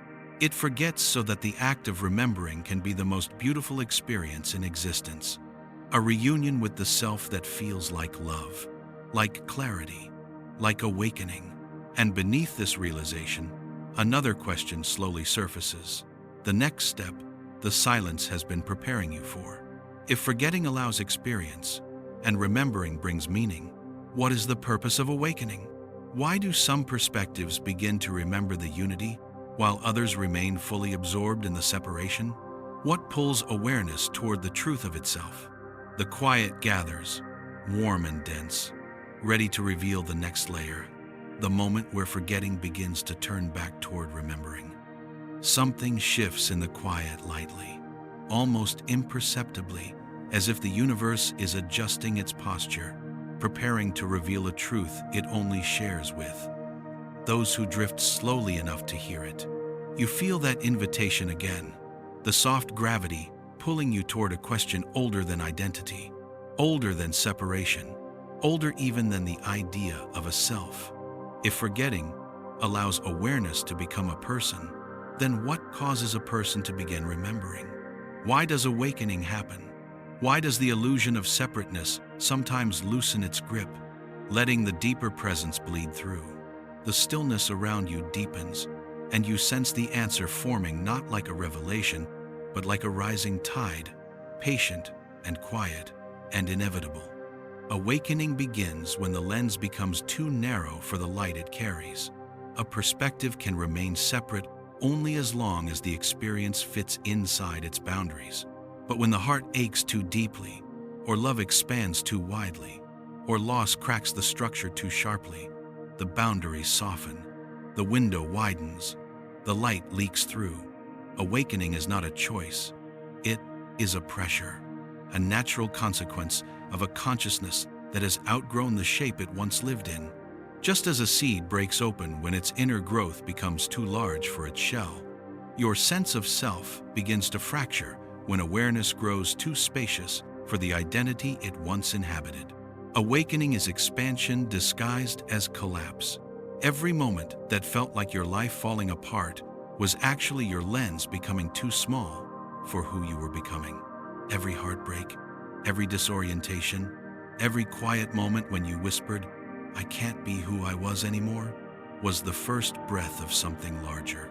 Awakening is the universe nudging your awareness toward a wider region of the manifold. But the deeper truth is softer still. Awakening is not about discovering something new. It is about uncovering something original, a return, a subtle remembering. a recognition of a presence that has been with you since the first moment of awareness. And what pulls you back toward that recognition is resonance, not with an idea, not with a belief, but with your own essence. When a moment in life resonates more deeply than the identity you have been carrying, the resonance wins. The identity cracks, the separation thins, the remembering begins. This is why awakening so often appears in the wake of grief, in the aftermath of silence, in the depth of awe, in the surrender of exhaustion, in the fragile openings of love. These moments are spacious. They widen the aperture. They let the deeper presence breathe. Awakening is the process of the one awareness remembering itself through the perspective it once pretended to be. But another layer is forming a question the silence now holds out to you like a small, glowing ember. If awakening is remembering, then what exactly is it that awareness remembers? A shape? A truth? A unity? A home? The quiet deepens again, gathering itself around the next descent, ready to show you what the mind was never designed to see all at once. The stillness gathers again, as if preparing you for something the mind can only approach slowly. There is a softness in the dark now, almost like a hand placed gently on your back, guiding you toward a recognition you've been circling your entire life without realizing it. Awakening is remembering, yes. But what is it remembering? Not facts, not teachings, not cosmic diagrams or spiritual ideals. What awareness remembers is something far simpler and far deeper. It remembers itself, not as a person, not as a story, not as a name or a history, but as presence. A presence that existed long before identity and will exist long after it. The remembering begins as a feeling, a subtle warmth rising from nowhere, a quiet familiarity in the center of your chest that whispers, "I have been here before." It doesn't point backward in time, it points inward in being. Awareness remembers the way a flame remembers heat, or an ocean remembers depth. It remembers that it was never separate, never small, never confined to the narrow aperture of a single human life. But the remembering does not arrive all at once, because identity was not built all at once. Bit by bit, moment by moment, experience by experience, the lens becomes clearer. Not wide open, just clear enough for light to pass through. And when the light passes, it brings with it a strange tenderness, the feeling that there is more to you than anything you have ever thought about yourself. You are not remembering a truth, you are remembering a presence. You are remembering the one who has been watching your entire life, from behind your thoughts, behind your fears, behind your hopes, behind the shifting shapes of your identity. A presence that doesn't age, doesn't rush, doesn't panic, doesn't break. A presence that was there before your first memory and will remain after your final breath. This is the reveal, the soft unveiling the Dani requires, but the universe never reveals without conflict. And so the conflict begins to surface, rising gently from the edges of your awareness. If the deeper presence is so constant, why is it so difficult to recognize? Why does the mind doubt it? Why does the self resist it? Why does awakening feel like losing control? You feel the tension forming, not sharp, just honest, as if the structure is inviting you to look at the architecture of forgetting one more time. The mind resists awakening because awakening threatens the story. Identity is built from narrative, from repetition, from memory, from meaning. And the presence behind identity has no story, no narrative, no edges. Awakening destabilizes the boundaries that the self believes it needs to survive. It's not that the self wants to hide the deeper presence. It's that the self was designed to function without knowing it. The illusion of separateness is not a mistake. It is a tool. A tool the universe uses to create experience rich enough to justify the existence of perspective itself. And the drift begins the natural movement in the Dani, where meaning expands and reinterprets itself. You start to see awakening not as an escape from being human, but as the point where the human and the timeless begin to recognize each other. Not merge, not dissolve, just recognize. A brief eye contact between the lens and the light. The lens doesn't disappear. It simply understands that it is a lens. The light doesn't overpower. It simply reveals that it was never outside. Awakening is not transcendence. Awakening is intimacy. The universe meeting itself through the aperture it once forgot it was looking through. And then, as every chapter must, the fade begins the soft dimming before a new descent, where the next question forms like a quiet spark. If awareness remembers itself through the lens of a single life, then what is the purpose of that remembering? Why must the universe awaken through you and not remain forever asleep in separation? What is the meaning of a presence rediscovering itself through a you that was never truly separate in the first place?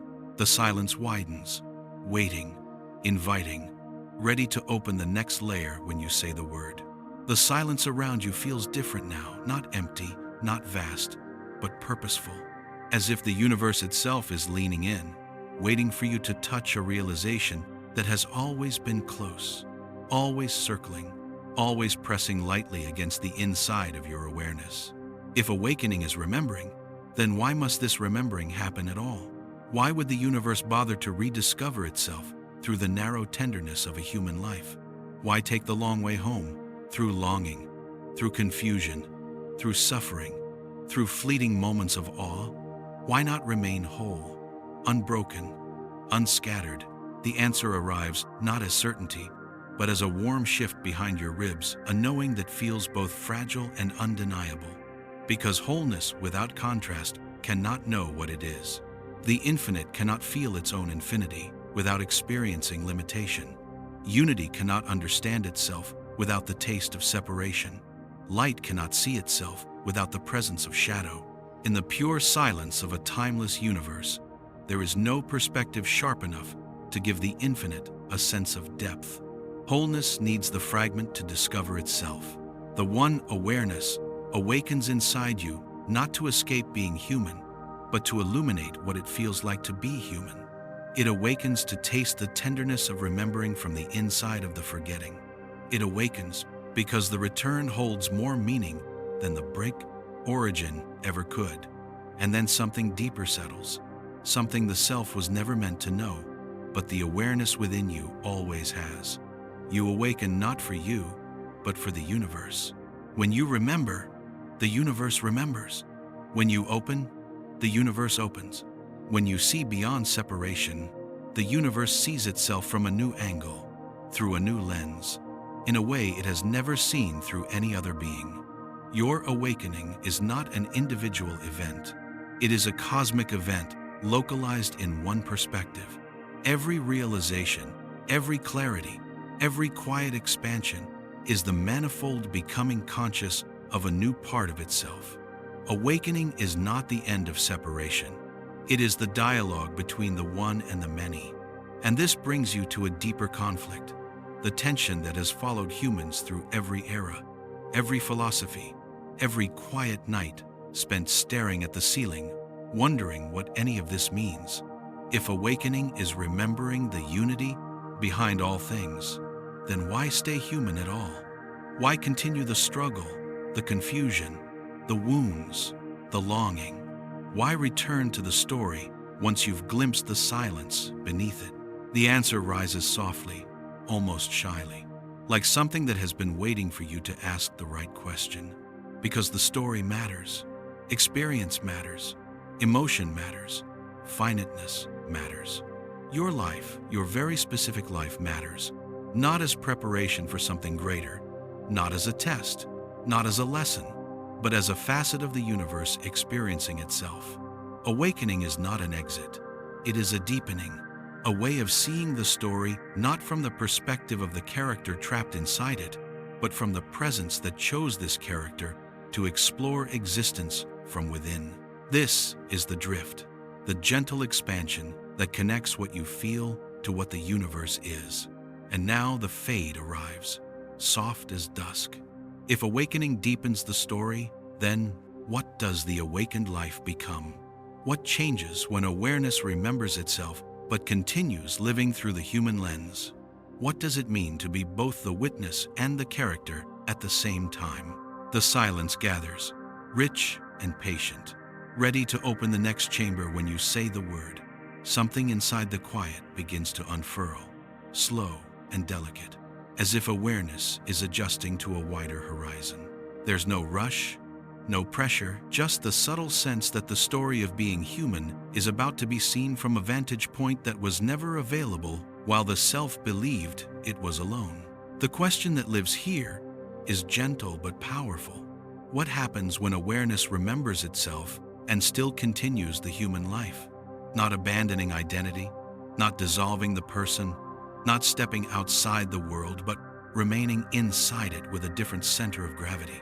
You begin to notice a shift, subtle as a tide turning beneath a calm sea. When the witness remembers itself, the character does not disappear. It softens. It relaxes its grip. It loosens the walls it built around its own survival.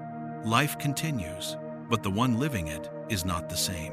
Actions still unfold, choices still present themselves, relationships still shape you, emotions still rise and fall, but none of them define you in the way they once did. The awakened life is not a life without pain. It is a life where pain no longer feels like identity. It is sensation without imprisonment, experience without collapse.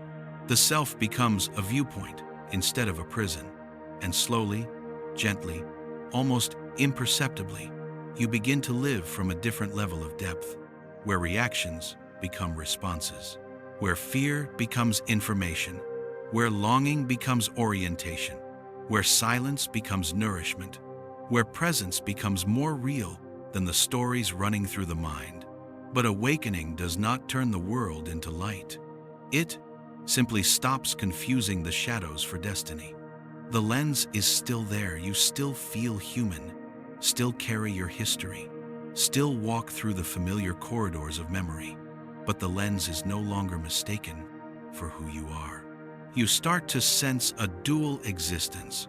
One part of you moving through the world as a person with a name and a story, another part of you resting quietly behind it, unmoved, timeless, unconfined. This duality is not a split. It is a harmony. The witness and the character finally acknowledge each other. And in that acknowledgement, life gains a new texture, as if everything becomes both intimate and spacious in the same breath. You laugh, and something quiet watches the laughter. You feel sadness, and something quiet holds the sadness. You make choices, and something quiet notices the choosing. Awakening is not escape. It is participation without identification, living without drowning, feeling without collapsing, acting without losing the ground beneath you. And as this realization settles, the space around you shifts again, not widening, not closing, just deepening, as though the next layer of understanding is forming beneath your feet, waiting for you to step onto it in your own rhythm. No invitation, no prompting, no cue. Only the quiet, settling in, ready for whatever comes next. There is a different kind of quiet now, not the quiet of emptiness, but the quiet of clarity settling into place. A quiet that feels earned, as though awareness has walked through several layers of itself and is finally standing somewhere it can see the horizon of being without the distortions of fear or identity. Life continues. Daily motions still unfold. The body follows its rhythms. The mind generates its stories. The world offers its endless noise. But something inside you has changed. A subtle, steady axis has appeared, a sense of presence that doesn't sway with the movements of thought or circumstance.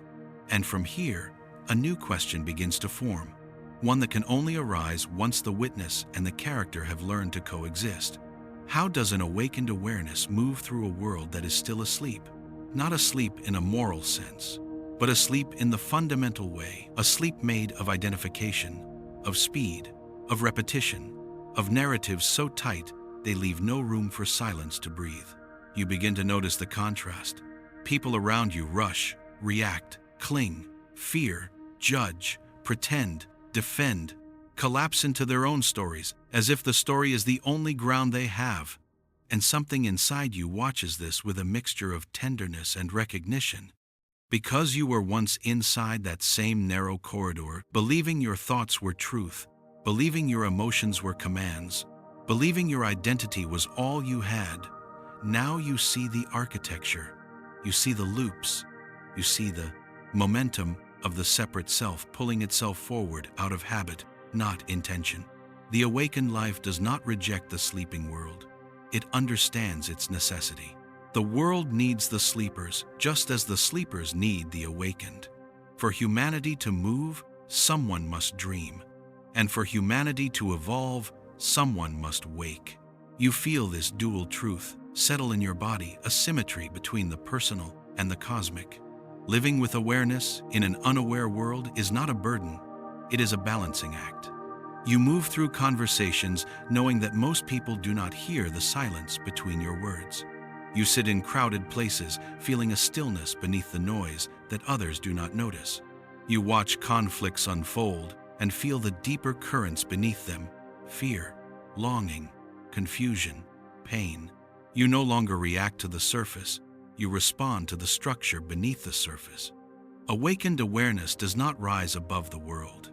It sinks deeper into it. You sense the emotions of others not as threats, but as resonances.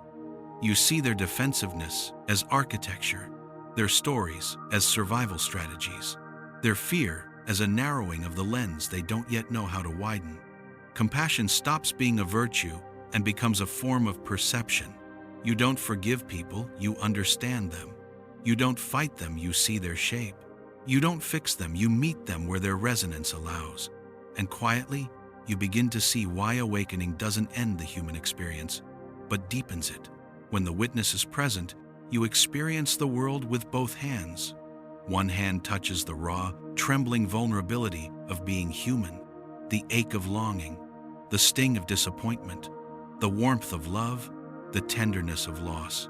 The other hand rests on the unshakable stillness that holds all of it. This dual perception changes how you move. You become slower, but not dull, softer, but not weak, present, but not passive, detached in the mind, but deeply engaged in the heart. You start to recognize that every interaction, no matter how mundane, is a crossing point between perspectives, a moment where the universe meets itself in two different curvatures of the lens, and something in you becomes more deliberate, more careful, more attuned.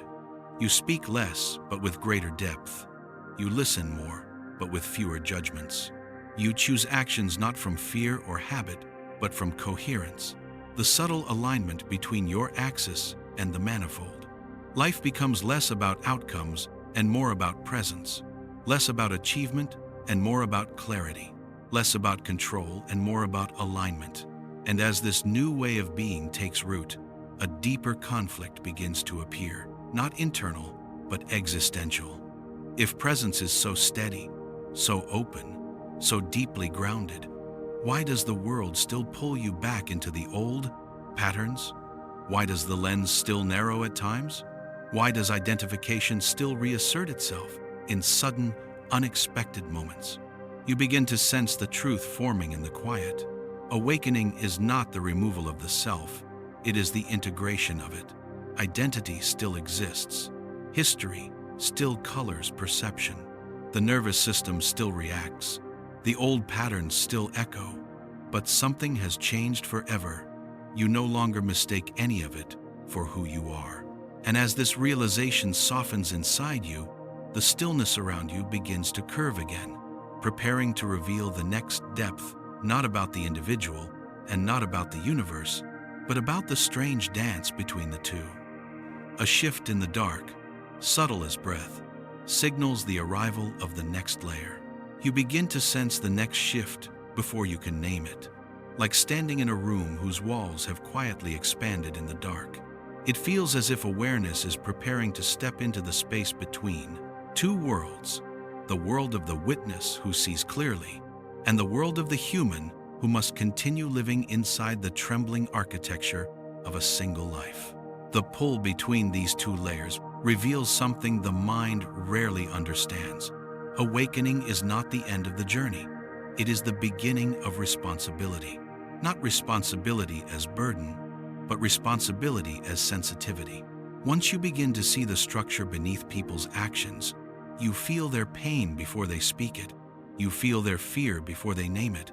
You feel their longing beneath the things they chase, and you feel their exhaustion beneath the masks they lift every morning. The awakened life is porous.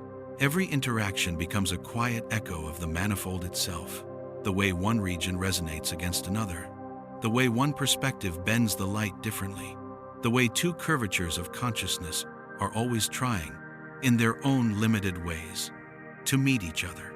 You realize that every conflict in the world is just a misunderstanding between two lenses that have forgotten they are looking at the same light, and this understanding softens you in ways nothing else ever has. You no longer push against people, you lean toward them.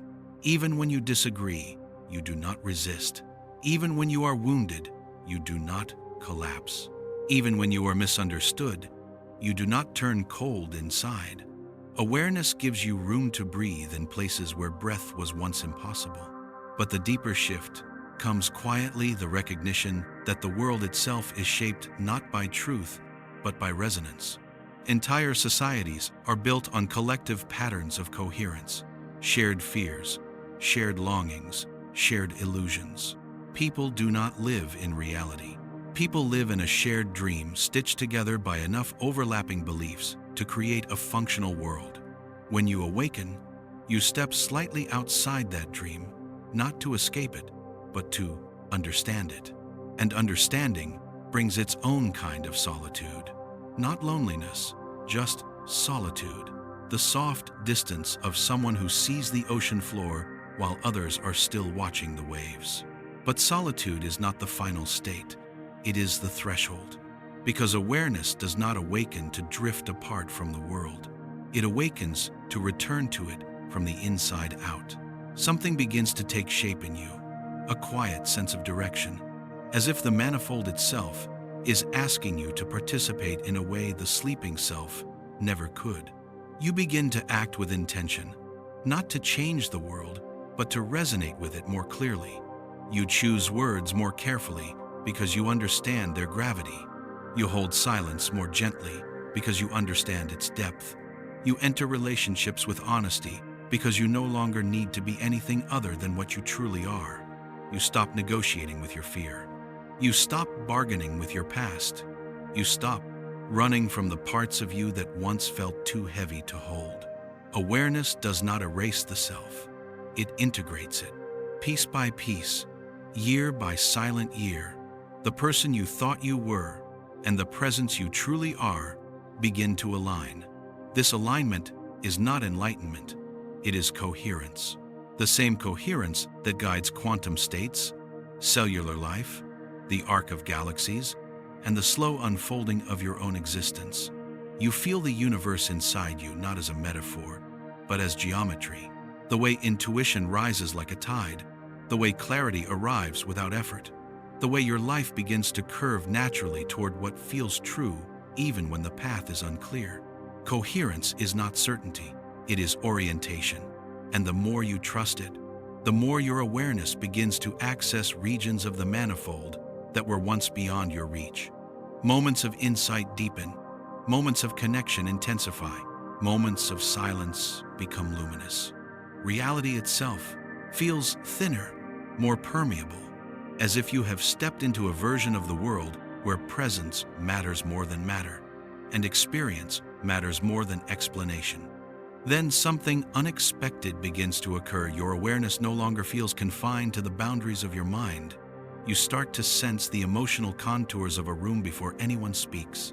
You feel the shape of someone's truth even when they hide it. You notice how events ripple outward before they fully unfold. This is not mysticism. It is sensitivity. Awakening increases the resolution of your perception. You see the manifold more clearly because you are no longer looking through the noise of fear or the distortions of identity. And gradually, A profound gentleness rises in you, the gentleness of someone who no longer needs to defend a self that was never truly separate. This gentleness is not weakness. It is the soft power of coherence. It is the kind of strength that does not push, does not demand, does not perform a strength that simply exists the way gravity exists. Quiet, certain, unavoidable. Your presence becomes a field, and people feel it even when they cannot explain why. Some are drawn to it. Some are threatened by it. Some are comforted by it. Some misunderstand it completely. But none of that changes the center inside you, the place where the witness rests, where the noise of the world stops being the world. As life continues, you begin to understand something that only becomes visible near the end of a very long journey. Awakening is not about becoming more. It is about becoming simpler. The more you let go, the more room you make for reality to breathe. The more you soften, the deeper the world becomes. The more present you become, the more the manifold reveals its hidden layers, those subtle regions of experience that only open to a quiet mind. And eventually, almost without noticing it, you arrive at a place that feels like the closest thing to home you have ever known. A place where life is no longer something that happens to you, but something that moves through you. A place where the universe is no longer outside, but reflected gently in every breath you take.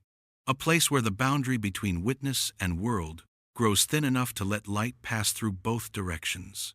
You live, you feel, you ache, you love, you lose, you learn, you change, but through all of it, there is a stillness beneath your feet that never shifts. A stillness that doesn't belong to you, but moves through you, like a quiet reminder that your story is only one of the many windows through which the universe sees itself. And as you reach this place, the manifold no longer feels like a structure. It feels like a companion, silent, unmoving, timeless, yet always holding you gently as you move through the only thing that has ever truly belonged to you, your awareness. And somewhere in that silence, not above you, not beyond you, but within you, a final question rises, soft as breath in the dark. If the universe is still turning, where will awareness choose to go next? The answer is not given, it is felt, a quiet invitation, a soft horizon, a path that does not unfold in time, but in presence. A moment that isn't a moment at all, just the gentle sense that the story continues in whatever direction your coherence is ready to follow. Let the darkness settle gently around you. The cosmos hasn't paused for a single breath.